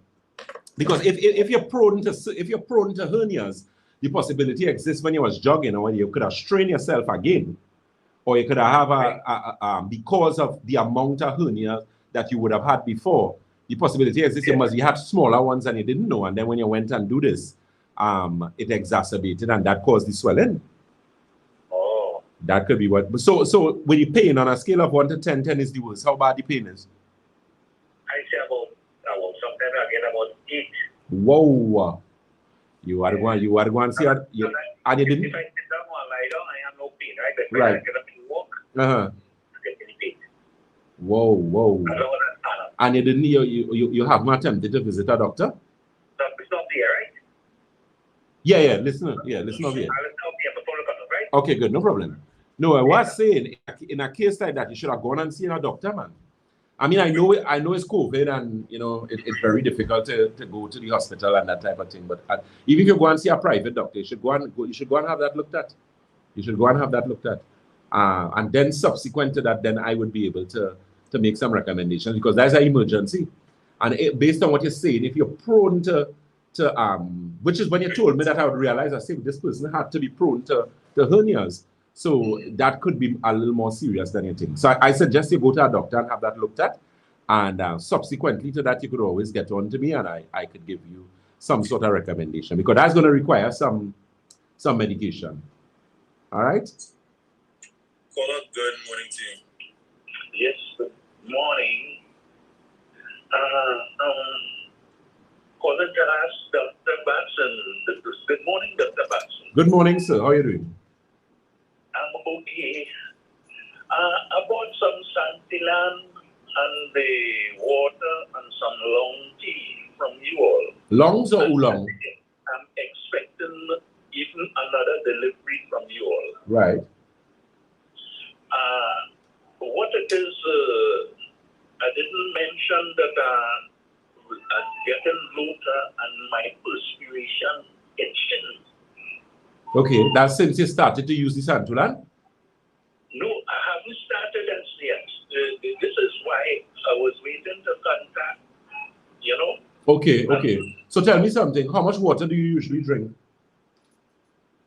I try to drink as much, but sometimes during the day, how things go, I don't drink the 10 glasses a day. So here what I suggest you do. You have any high blood pressure? I haven't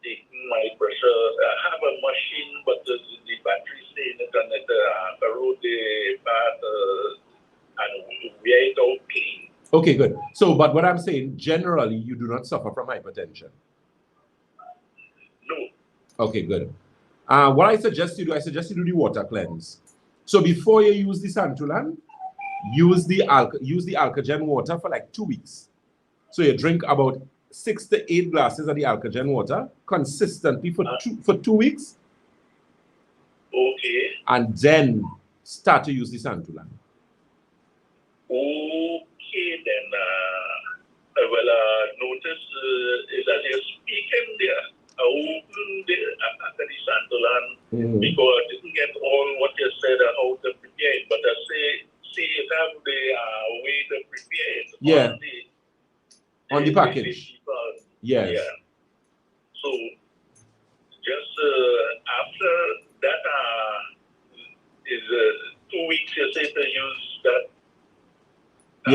The Santulan. Yeah, because based on what you described there, I don't want it to end up with healing crisis. If it is, say, your perspiration is itching, and something else you said, what was the other thing? The lotus. Right, lotus. That's an indication. So I'm trying to avoid you from ending up in healing crisis, which is when toxins. So it means you have a lot of toxins in your body. So we have to gradually escort them fellas and them out. We can't just run them out. Yeah, right? So the water cleanse, and then you could always start the Santulan, and you could look at getting the mineral formula with the silver as well as the advanced chlorophyll. Okay, so the mineral silver, you say? Yes, this is the mineral formula with the silver. The advanced chlorophyll. Advanced chlorophyll. Right, and there's a tea that we usually have called, you can get some of the liver tea. Liver tea? Yes. Okay, then. And what you could also do, one more thing. Those things come with the direction of how to use it. Yeah. They will want you to what you took it on delivery? Okay, good. So they're going to send the delivery together with the instruction sheet with all the instructions for you. All right. So repeat those 3 things again. That. So the first thing you're doing, right, is silver, the advanced chlorophyll, and the liver tea. And what is it? Liver tea. Liver tea. Yeah. Okay, then. Thank you very much, and God bless you for that work you're doing on this radio station. Thank you so very much, sir. Reaching a lot of people. Good, I'm glad to hear that. This guy's family. I mean, tomorrow I'll be 71 years of age, so I'm trying to keep healthy. Exactly, very good. Happy birthday, man. Yes, man. All right, next up on the board. My friends, don't forget you can give us a call at 625-2759 or 624-7729. Number of messages on the board here. All right, good morning. Not to be off topic, but I would like to find out, one, what causes the sudden need to drink cold water? Do not quarrel. The sudden need to drink cold water after having a reasonably hot cup of tea at breakfast. And 2, can or do parasites affect your weight? And how to treat with such. Okay, so let me see if I can get at it. The first part of the question they're asking, should they drink cold water? No, they're not asking should they. They're asking what causes a sudden need or some feeling to want to drink cold water after having that hot cup of tea at breakfast. That's weird. What does tea have in it? Is it the right kind of tea where it's just bush and water? Or it's fancy tea with milk and creamer and aceta bacanal, or those other things that brown in color and powder thing, what people like to mix in water. So it depends on your tea. I don't know what your tea is, so you might have to give me a little more information where that is concerned. So most likely, I would imagine, is because of the type of tea that you're using. Maybe you need to look at that, why you're getting that urge, because generally that's not something that generally happens. Because when you drink hot teas, in terms of no milk, no sugar, I mean, a little bit of honey, we wouldn't kill you for that. It tends to equalize, for want of a better expression, the internal temperature in the body. So usually you don't have a feel for cold water. So as I said, it depends on what type of tea it is could be giving you that that feeling. Or chocolate. What kind of chocolate here? The chocolate that we used to get with it, you have the nice cocoa ball that you're grating and that kind of thing? Or them fancy new thing they have now? Who have cocoa ball, sir? Who have cocoa ball? No, you get out there. I was in Tobago. I see that in the grocery. I wanted to take all. Because how long I haven't seen that. So it depends on the tea that you're using. Second question, parasites affecting your weight. Yeah, parasite will affect your weight. Remember, all living organisms eat and they excrete. So when you have pathogens, them fellas and them going inside of there and eating all your food and then telling you, here what? We want more. So it would affect your weight, most certainly. But that's why we have Santulan and the silver formula. Those are that silver formula with the colloidal silver would actually help significantly in getting rid of parasites. Women too have problems with yeast. Yeast is something that is very serious, you know. When you have systemic yeast, where women have like yeast infections and they get in certain things, but you have systemic yeast infection, it usually is an indication of that something is severely wrong. Yeah? And it is something, if you leave it unchecked, you could end up in some serious problems. All right, okay. So next up on the board, we have a message here. This person says, "Good morning, Dr. Batson. I had a hysterectomy over 19 years ago. Right. And I have suffered with all the things you spoke about from head to toe, and currently experiencing a lot of back pains. I have an appointment with you on the 1st of October. I've been waiting a long time to see you guys. Thank you." That's the message. So look out for that lady on the 1st. Look out for that lady. All right. Good. Looking forward to that. How much for the nerve restorer and optimizer? You need to give the office a call. And let's see, what provisions can diabetics eat?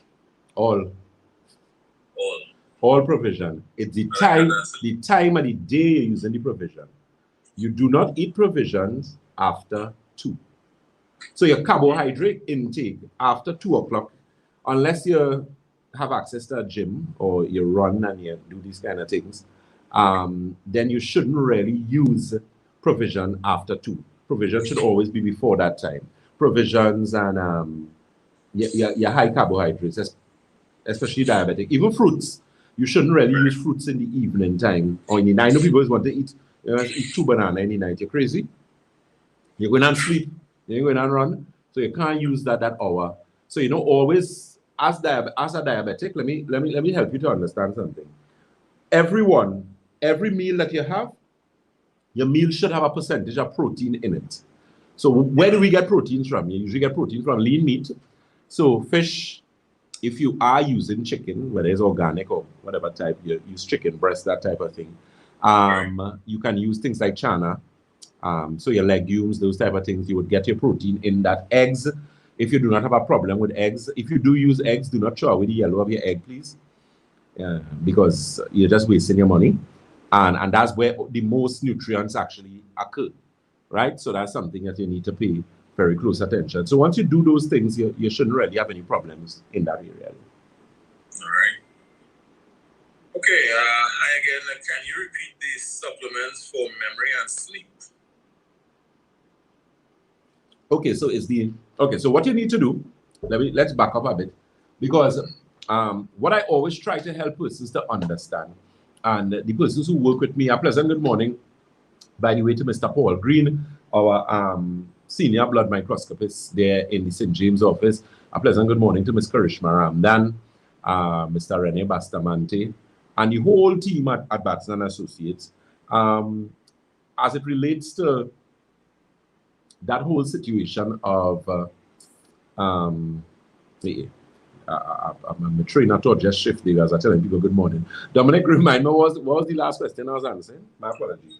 That's a real good question, because I just the supplements for right, good. Yeah, because I just think 100 things just went through my mind there. Right. Just went through you're going there. So the thing with that, why I'm saying that is that you have to know if it is you have done a cleanse.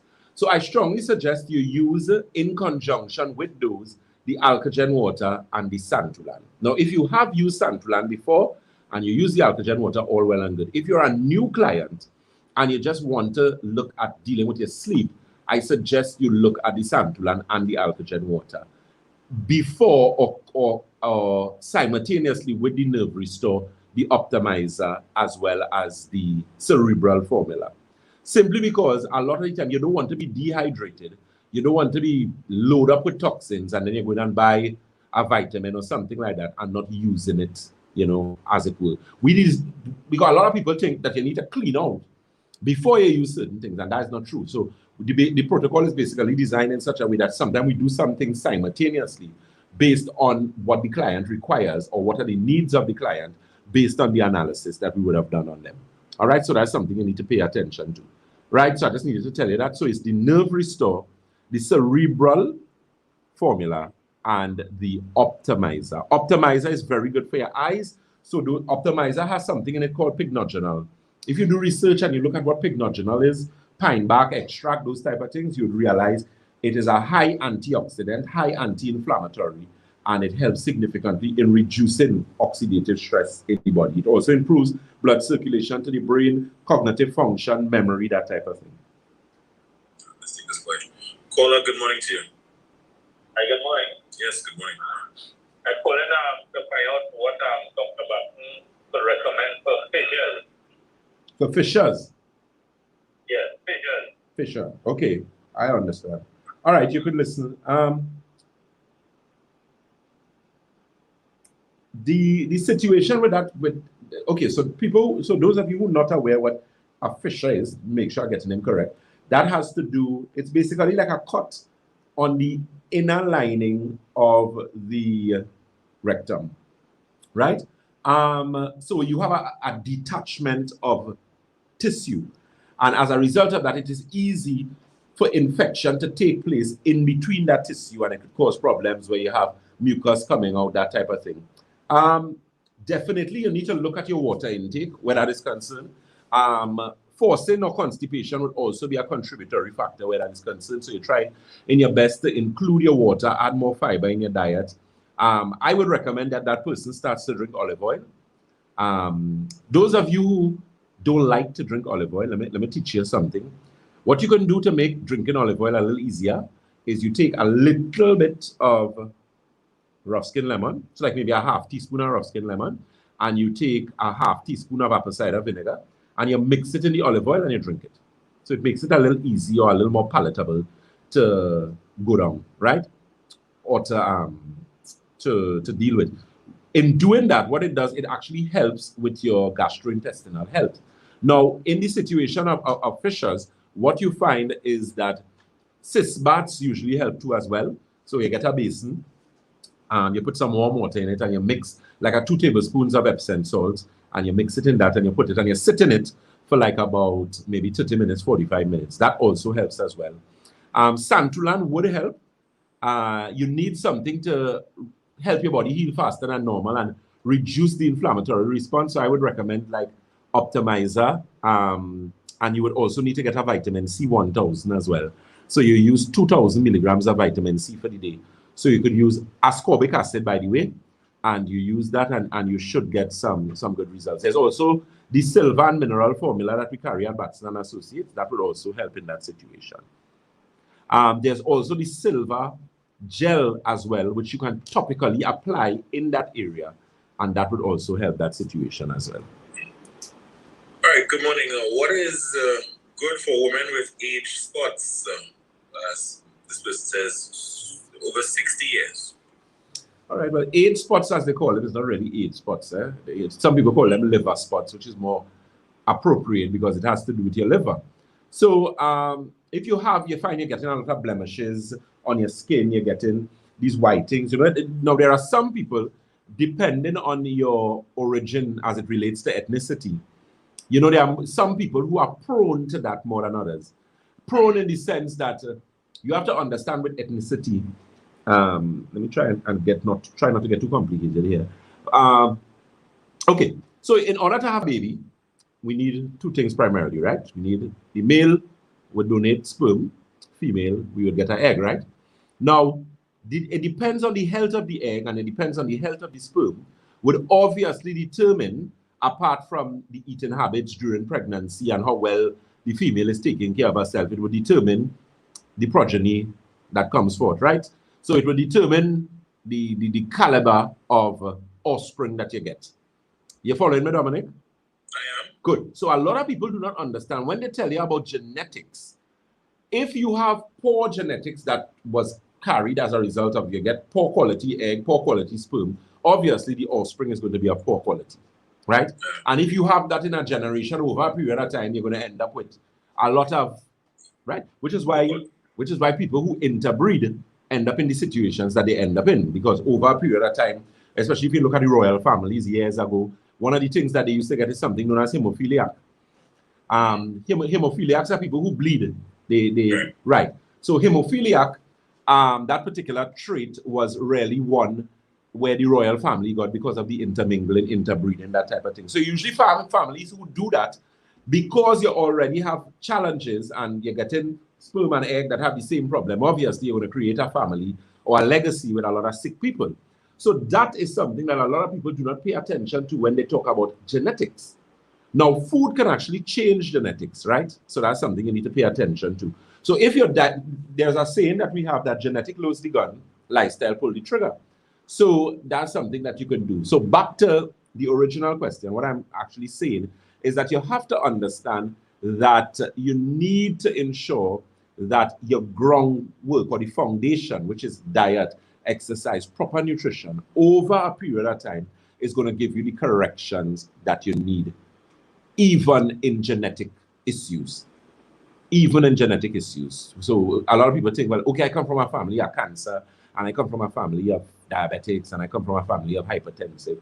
Okay, yeah, you may have had, for want of a better expression, hypertensive sperm and a hypertensive egg that they give you, and you end up with some level of hypertension. But what you have to understand is that from a dietary perspective, from a lifestyle perspective, if you change or you do the correcting, that does not have to be the outcome for you. Right. All right? All right, so let me just run through a couple messages here. All right, so let's see. I'm a doctor and I'm worried about the pseudoscientific technobabble that you are spreading to the impressionable listeners. Please Okay. don't do this to our people. They deserve not to be scammed by snake oil salesmen posing as genuine doctors. Please reconsider your promotion of these fake treatments. They only hurt the desperate. Right. I have a fan. It's a while. You know, a while I can get one of them. Clearly. Well, the thing is, what a lot of people have to understand, everybody's entitled to your opinion, and opinions are like, well, what I want to say I can't say, but so everybody, yeah, everybody have those. But what I would like to say, it's a long time since one of you idiots have come for me, so be very careful. No the trees that you're backing up. It have plenty pick on this.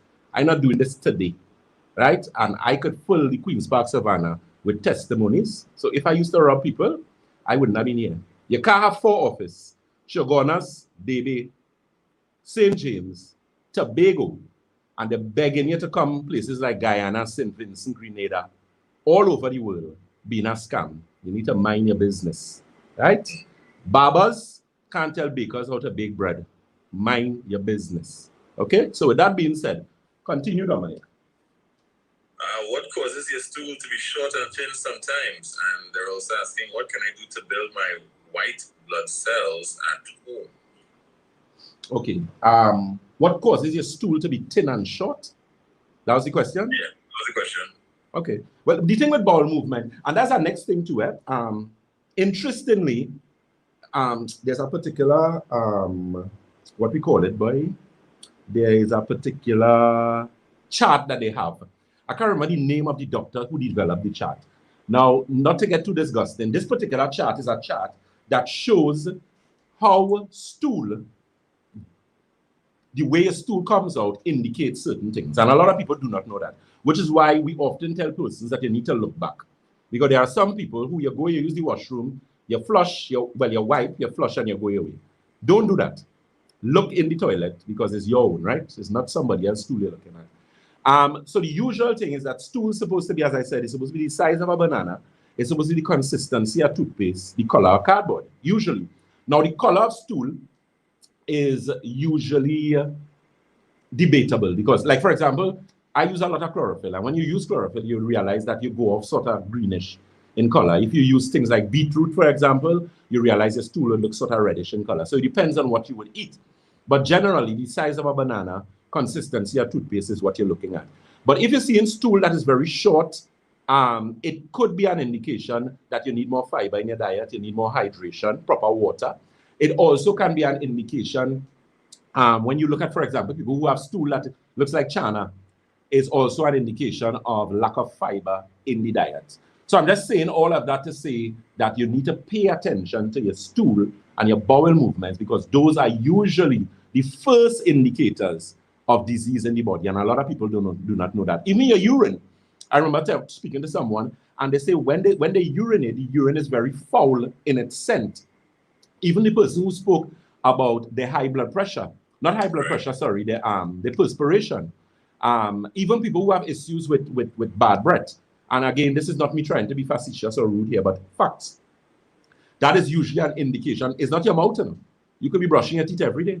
It has nothing to do with your mouth. What it has to do is internally, those organs, you know, your 7 channels of elimination, kidney, colon, bloodstream, liver, lymphatic system, skin, and your lungs. Those are the organs that require proper cleansing and detoxifying. And again, even hydration, you know, and not to be perturbed or go back to that person who said what they said, but a good doctor, let me educate you, seeing that you're a doctor and you think you know everything.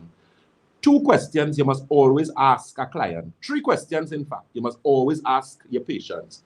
How much water you just drink? Bowel movement, how much bowel movement you get? And what you eat. And 99% of doctors don't ask you that. Right? So you're not drinking water and your blood pressure high, but you're getting a tablet for blood pressure. How that making sense? How that making sense? So you need to understand, you need to deal with the root cause of the particular situation. So you need to pay attention to things like your urine, pay attention to your stool, pay attention to things like your eyesight, headaches, because you always know, the thing is your body speaks to you, you know, but a lot of the times you do not listen, and that's the problem. And remember, hearing is one thing, you know. Someone could speak to you and you can hear, you know. Hearing is simply acknowledgement of what has been spoken to you. Listening is acknowledgement of what has been spoken to you and carrying out the necessary action that has been advised. You all understand? So there's a difference between hearing and listening. All right, let's take a quick voice note. Good morning, Professor Dominic, and good morning, Dr. Batson. Dr. Batson, can you say if you have any products for persons who has like loss of smell? Whoa. Loss of smell. Yeah, we do it, no. The thing is, if you have loss of smell, is an indication of some sort of sinus situation. You could have, maybe you could have blockage. So you could have nasal polyps, could be a situation. If it is not nasal polyps, so I don't know if you would have done CT scans, MRIs, or anything like that to determine if you have that situation. If that is not the case, it could just be a situation where you have, your sinuses are blocked up, and as a result of that, your sinuses want flushing out. Because if you understand anatomy and physiology, and you have ever seen a diagram of what your sinuses look like, you know, ears, nose, throat, that whole eye, this entire thing is connected. And once those sinuses are not clear as they should, it can affect one's smell. So that's something that you need to pay very, very close attention to. So maybe you just need a detox. What you could also do is do the hot water steam, where you get the hot water, you put your head over some boiling water, or get the steam, you cover your head with a towel. You could also put some essential oils in there. You could use like frankincense, you could use peppermint, and just do deep breathing. And you know, that actually helps to clear up the sinuses and that kind of thing. That would be the first thing I would do. And you could also use a Santulan 7-channel detox, kidney, colon, bloodstream, liver, lymphatic system, skin, and your lungs.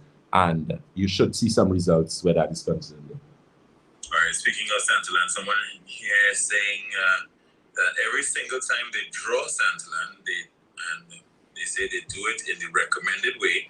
It never lasts more than 5 or 6 days. So I used to use it within that time each week. All right. Next up, morning, when I take vitamins, I gain a lot of weight. They're asking why. When you take vitamins, you gain a lot of weight? Well, usually when you take vitamins, they tend to open your appetite. Your appetite is a lot more, because remember, when you take a multivitamin would have things like manganese, magnesium, chromium, zinc, selenium.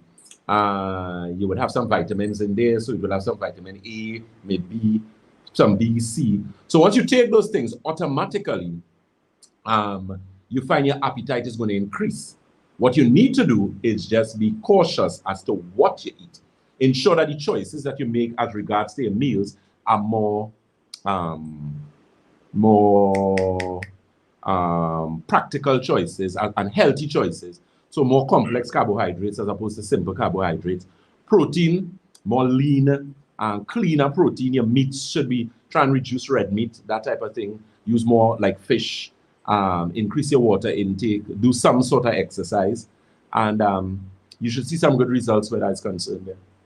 All right. Speaking of eating, someone is asking, how long after you eat should you drink water? And if you have medication to take with meals, should you take them? Should you take this during or after the meal? If you have medication to take during your meal, no, the thing is, it depends on the instruction given. So there are some medications they tell you take during the meal. So like anywhere halfway in between the meal, you take it. And then there's some indication, somewhere they will tell you before, and in some cases they tell you after. So in terms of drinking, like me, for example, what I do when I take my supplement, I normally use like a digestive balance. I would use a CLA.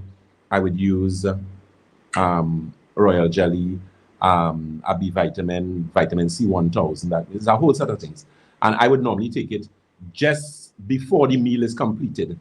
I would take it, finish, eat, and then I would drink a little bit of water, just a little bit to carry down. But generally, you're not supposed to eat and drink simultaneously, because that causes a number of problems, a number of issues.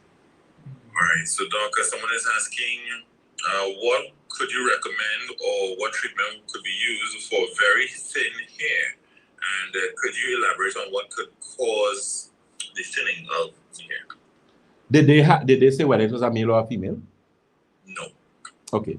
Hair loss or hair thinning is, contrary to popular belief, is not necessarily genetic, but more vitamin deficiency. Now, there are some women, if it's a female, you all do your hair so much so you relax and you do this, do that. And those things tend to damage the hair follicle. It damages, because remember, anything you put on your scalp eventually gets seen, gets under the skin, and it can actually get to the brain, which is why some ophthalmologists actually stop women from doing relaxers and perms and those type of things, because it affects your eyesight, right? If it's not a situation like that, then it could be a situation where you just have some vitamin mineral deficiency. One of the things that I recommend for hair growth, I always tell people, is royal jelly. It's something I used to bring. I'm actually looking to start back bringing it again. I use it a lot, hence the reason you've seen here, because I come from a family. I was told that I would have been bald by 25. I'm 40 years, and you see what's going on with my hair. And I've cut this on numerous occasions, even in the process. And sorry? It needs today. Yeah, So. yeah, it needs today. So that is something that works for men especially. Females with hair loss, what you need to do, biotin is a very good thing to use. I think everybody know that by now. There's a particular combination. Next week I'm going to get it for you, that I use personally, and I find it works. It works really good. I have helped some of my former school colleagues. One had come to me about 2 years ago, and he was like, "Batson, I help notice here," because he literally had, what they call a halter back. It's like all that is your hair gone. And I gave him a protocol, and his hair actually started growing back. Right? So there are things that could work. Scalp massages are also very good as well, because the scalp massages actually help to stimulate the hair follicles, rejuvenate the hair follicles, so that works as well. What you could also do, I would have advised, do not shampoo your hair often, because shampoo, those of you who don't know, shampoo has salt in it. So what the salt does is to cut the oil and the grease from your hair, right? So it literally strips the oils from your hair. So shampooing is not something you should do on a regular basis. What you should really do is whatever shampoo you're using, take a teaspoon of that shampoo and get a tablespoon of baking soda, add it to that, mix it, and you could mix it in a little bit of water and actually apply that to your hair. You leave it for a little while, you rinse it out, and that is actually going to help with your hair growth as well. All right? And as I said, I could always recommend some other things, but I know off the top of my head, definitely royal jelly, because I saw it worked for me, where I didn't really have a situation, but I could have ended up with a situation, and I just didn't want a situation, because I only realized my face. I have a kind of long head. I have a kind of avocado head, so bald head is not for me. So I have no intention. I have a little kind of zabuka head. So I don't know what it is I do, and I cannot. Bald head is not for me. So I didn't want to lose my hair at all.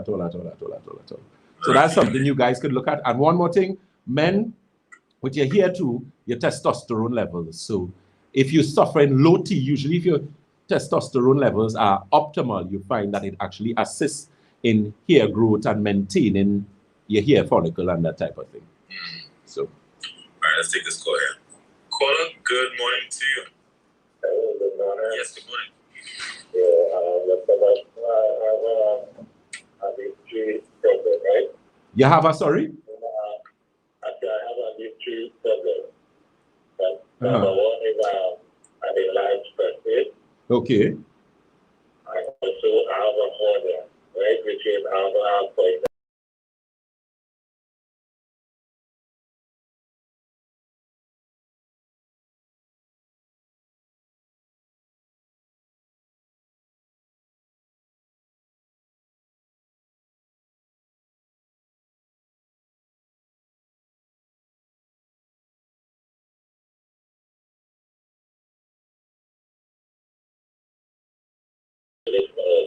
Okay, no problem. The hernia as it relates to back pain is negligible. I don't believe that's what's causing the back pain. It definitely has to be the prostate. Most men who have prostate problems, and as you said, you have an enlarged prostate, so you most likely suffer from BPH, which is benign prostatic hyperplasia, and that usually, prostate problems are usually associated with bad back pain. Or back pains, I should say, sorry, are actually related to prostate problems. So it is most likely that. I don't know what you use, but as regards to prostate health, there are a number of things that we carry. You have to keep in mind that all prostate problems originate in the intestines, which is why you usually find men who tend to be heavy meat eaters, usually tend to have prostate problems, men who have been exposed to chemicals, and I always beg you guys, but again, some of them don't listen because they're hardened.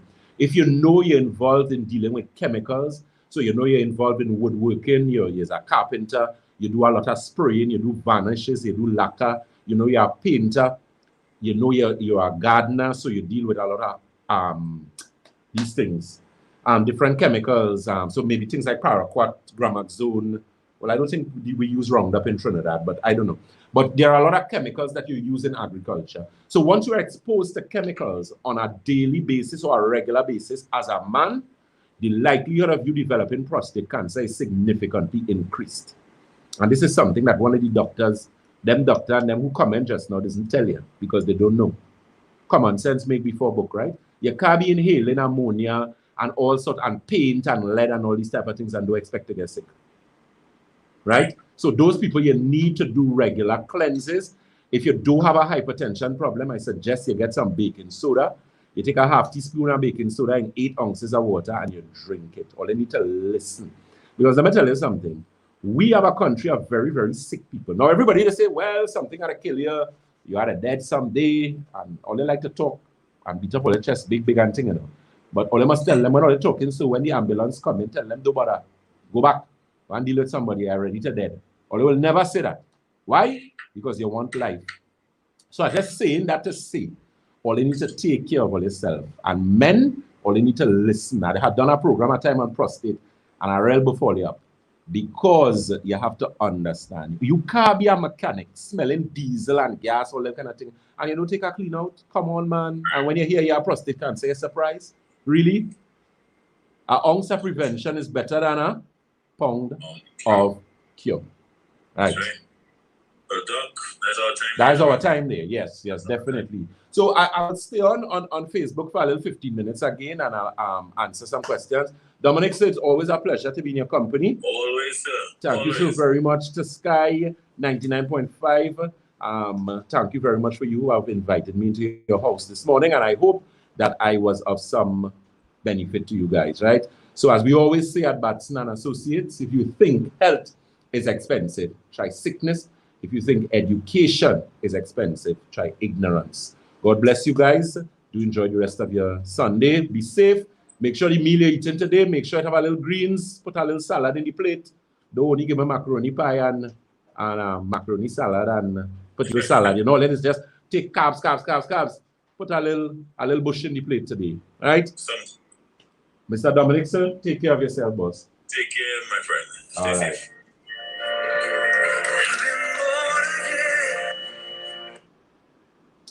Right, so Facebook family. Let me just take some of your calls. Ms. Jessica Clark, can colloidal silver be used topically? Yes, it can be used topically. But there's actually a gel that we usually have. I think we should have in stock. That's what we normally recommend for persons to use it as a topical treatment. All right. Ms. Susan Lishra said, hi, good morning, Dr. Batson. Is Batson, oh no, or they call it brand. So she wants to know if a particular type of rice is better than another one. What you need to do, because I can't say this rice, that rice, I have to be careful what I'm saying, right? But you have to understand, you want a rice that is a whole grain rice. So look at the rice, look at your labels, and look at the whole grain content. More fiber is always more beneficial. Okay? So Shakil wrote down so many questions here. So I'll just run through some of these questions there. What is the meaning of a block tongue? Okay, you have to give me some more information for that. I'm gonna have to check it. I don't know if it's a medical term or something, but I'm gonna check it just now for you. Someone's asking, do you have a New York date schedule as yet? How can we fix sleep apnea? Sleep apnea is usually overweight people, you know? So if you have a problem with sleep apnea and you're overweight, you need to lose some weight, right? That's having that amount of weight can be, can be problematic.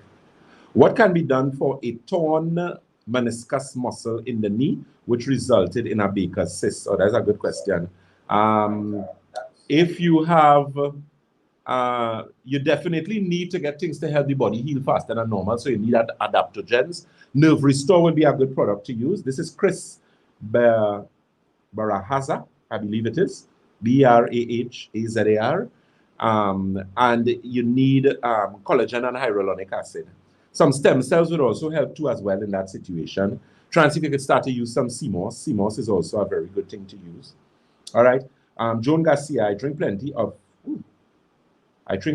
water. Can I drink Santulan tea? Well, yes, you can. Miss Hazel Cummings, good morning on the dock. They're too rude and out of time. And yeah, sure, right. But you know, you have fans. So people just like you. They just doesn't know to tell you. What is the cause of one's body retaining fluid? Usually if you're retaining water, that's a serious issue. It could be an indication of heart problems, congested heart issue. So that's something you need to pay very close attention to. Glaucoma. What is a good eye drop? We normally recommend the Eye Optics formula. Very, very good product. We also recommend the MSM eye drop. That also works. Optimizer is one too. You also need to increase your water intake where eye drops are concerned. Barry Harris, how much for the liver function tests and kidneys? Usually when we do tests at Batson Associates, if you're doing the blood analysis, the magnetic resonance analysis scan, then you need to, you can call the office and you could get some information there. All right, Augustus has said, had surgery with lens replacement. I ordered a drop. Can I still use it? Because my left eye has cataracts also. That was Julia Augustus. Yes, you can. You can actually use that eye drop post-surgery, but make sure you would have finished whatever antibiotic eye drops that the doctor would have given you. All right.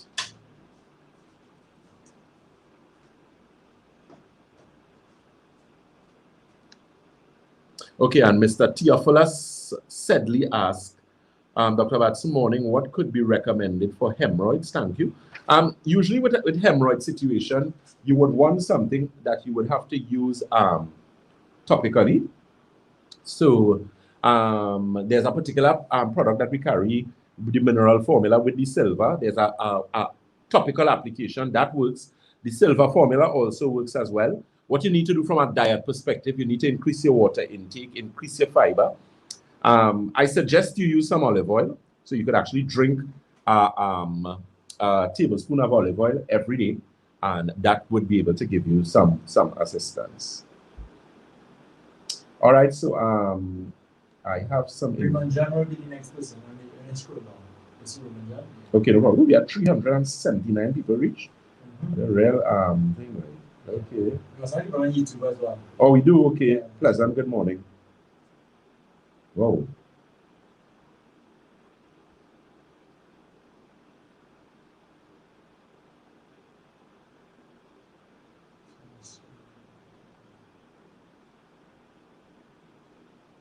All right, Fatima Mohammed, peace and blessings to Dr. Batson and staff. Thank you so very much. Julia Augustus, whoa, morning, getting my order today. Thanks, Dr. Batson. That's so good to hear. Black spots on the tongue. I think they were speaking of. Oh, okay, yeah, that is John Crow Alexander. Well, if you have black spots, your tongue is usually an indication of. They say your tongue does resemble your intestines, you know. So if you have a very clean, nice tongue, the intestine is supposed to be clean and nice. That's what they basically say. Your tongue is a manifestation of what is on the inside, right? So if you're having black spots, it could be an indication of some liver condition, dehydration situation. That's something you need to pay close attention to as well, all right? Okay, Alice Cumberbatch, I had hot flashes for 10 years. Every 20 to 30 minutes, I use a towel to wipe off the sweat. You know, you need to get some women's formula, female balance. Look at your water intake. That's also help. The possibility exists. It could be post-menopausal situation as well. Pathogens eat and excrete, so your weight is affected. Added pounds? Not necessarily added, no? Not necessarily added all the time. What medicine do you have for neuropathy? Neuropathy does require some work. You know? Neuropathy, this is Rajdeo Kaladin. When you're looking at neuropathy, and just this week I was talking to a client, neuropathy does take some work. The nerve restore is going to help. You definitely have to get some vitamin B. So some sort of B complex is also going to help as well, because you know B is very good for your nerves. You know, and those are a number of things that you could actually see, and that would give you some good results where that's concerned. Good morning. Have a blessed day and safe to you all. Sorry to be late. Is saw palmetto only for men, or can women use saw palmetto too? Actually, women can actually use saw palmetto. That's actually a very good question. That was Miss Mary Elizabeth asked that question. Definitely. Both parties could use saw palmetto. It's very good, and it does help with a number of different aspects in the body. All right. Miss June Jatan, a pleasant good morning to you, right? A pleasant good morning to Miss Pamela Moses. Well, I know come on here, so I don't know if you are on. Pamela, yes, she is here. They're losing patience. Don't take them on, doc. Okay, thank you so very much. Yeah, they aggravate me there, because it's a long time you're disrespectful. All right, here's the Cummings. I heard what you said about bread, but I add chia, flax, pumpkin, sunflower seeds, etc. Can I get away with eating it? Well, yes, you can, because it means the bread has more fiber and that type of thing in it. Good morning, Dr. Batson. Between the MSM and the Eye Optics formula, which is the better product? That's a good question. Keston Kato is asking that it depends on what you're using the product for. The Eye Optics formula is a general eye drop that helps with cataract, glaucoma, detached retina, because it's a non-steroid eye drop, and it actually aids in the improvement of circulation in the eyes itself, right? Now, the MSM, actually what it does, it actually makes the eyes more porous, so it actually cleans out the tissue in the eyes, and it actually can make the Eye Optics formula work like 100 times better, right? So both of them have their individual benefits, okay? Ms. Hazel Ward is saying, Dr. Batson, for someone with alopecia, do you have any products that could help, especially with hair growth? Yes, we do. But as I said, that's a protocol that you need to do. And there are particular ways in which we can do that. So I could always make that recommendation for you. All right. Dr. Batson, good morning. What causes back pain? And give recommendations. It depends on the back pain. It could be herniated disc, it could be sciatica. There are a number of things that could affect your back, right? So that's something. What is this? Somebody asked, what is recommended for what? Is that what I think it is there? Prostitution? That's what they put? I feel as a mistake. I feel as a mistake. That had to be a mistake. Yeah. Can you use Santulan while breastfeeding? That's Chantel Farrell. You can actually do, just make sure and drink a lot of water. All right. Oxidative stress means we lack greens, oxidative stress. Essentially, that's what it does. Good day, doctor. Given your extensive studies in East China, India, etc., what is your take on MSG and how much in advance should I call to make an appointment to visit your office? That's Ms. Vidya Abdul. The thing is, MSG, monosodium glutamate, there are a lot of, I personally think it's something that you don't need because of what it can do. There are some people who believe it to be beneficial in small amounts. My thing is, just now, once it's not bothering you, leave it alone. You know, try not to use that. You could use your fresh seasoning, that type of thing. In terms of making an appointment, what you could do, because we have, appointments running till next year kind of thing. But call the office. As I said, we are doing some makeup days, so we're trying our best to facilitate that and deal with it. And we're going to work where that is concerned. Ms. Pauline D. Thompson is saying, good morning, Dr. Batson. What do you recommend for asthmatics? I have already changed to a vegan diet. Is there anything else that can help? I depend on an inhaler a lot. Okay. Well, you need to improve the health of your lungs. So we carry a tea called lungs tea. That's going to help you. What you can also do is take dairy out of your diet. But you said you have a vegan diet rather. So no milk, no cheese, no you can't use eggs, no milk, no cheese, no butter, right? Try and use more hot tea, remove cold water completely from the diet. You can also try this Santulan 7-channel detox, which cleans kidney, colon, bloodstream, liver, lymphatic system, skin, and your lungs. Okay? Ms. Lisha Marshall is saying, morning, Dr. Batson, still wanting to do an online consultation for this Trini in the US. Yes, we're working on that. Those we're looking at starting from this week. So we'll let you guys know.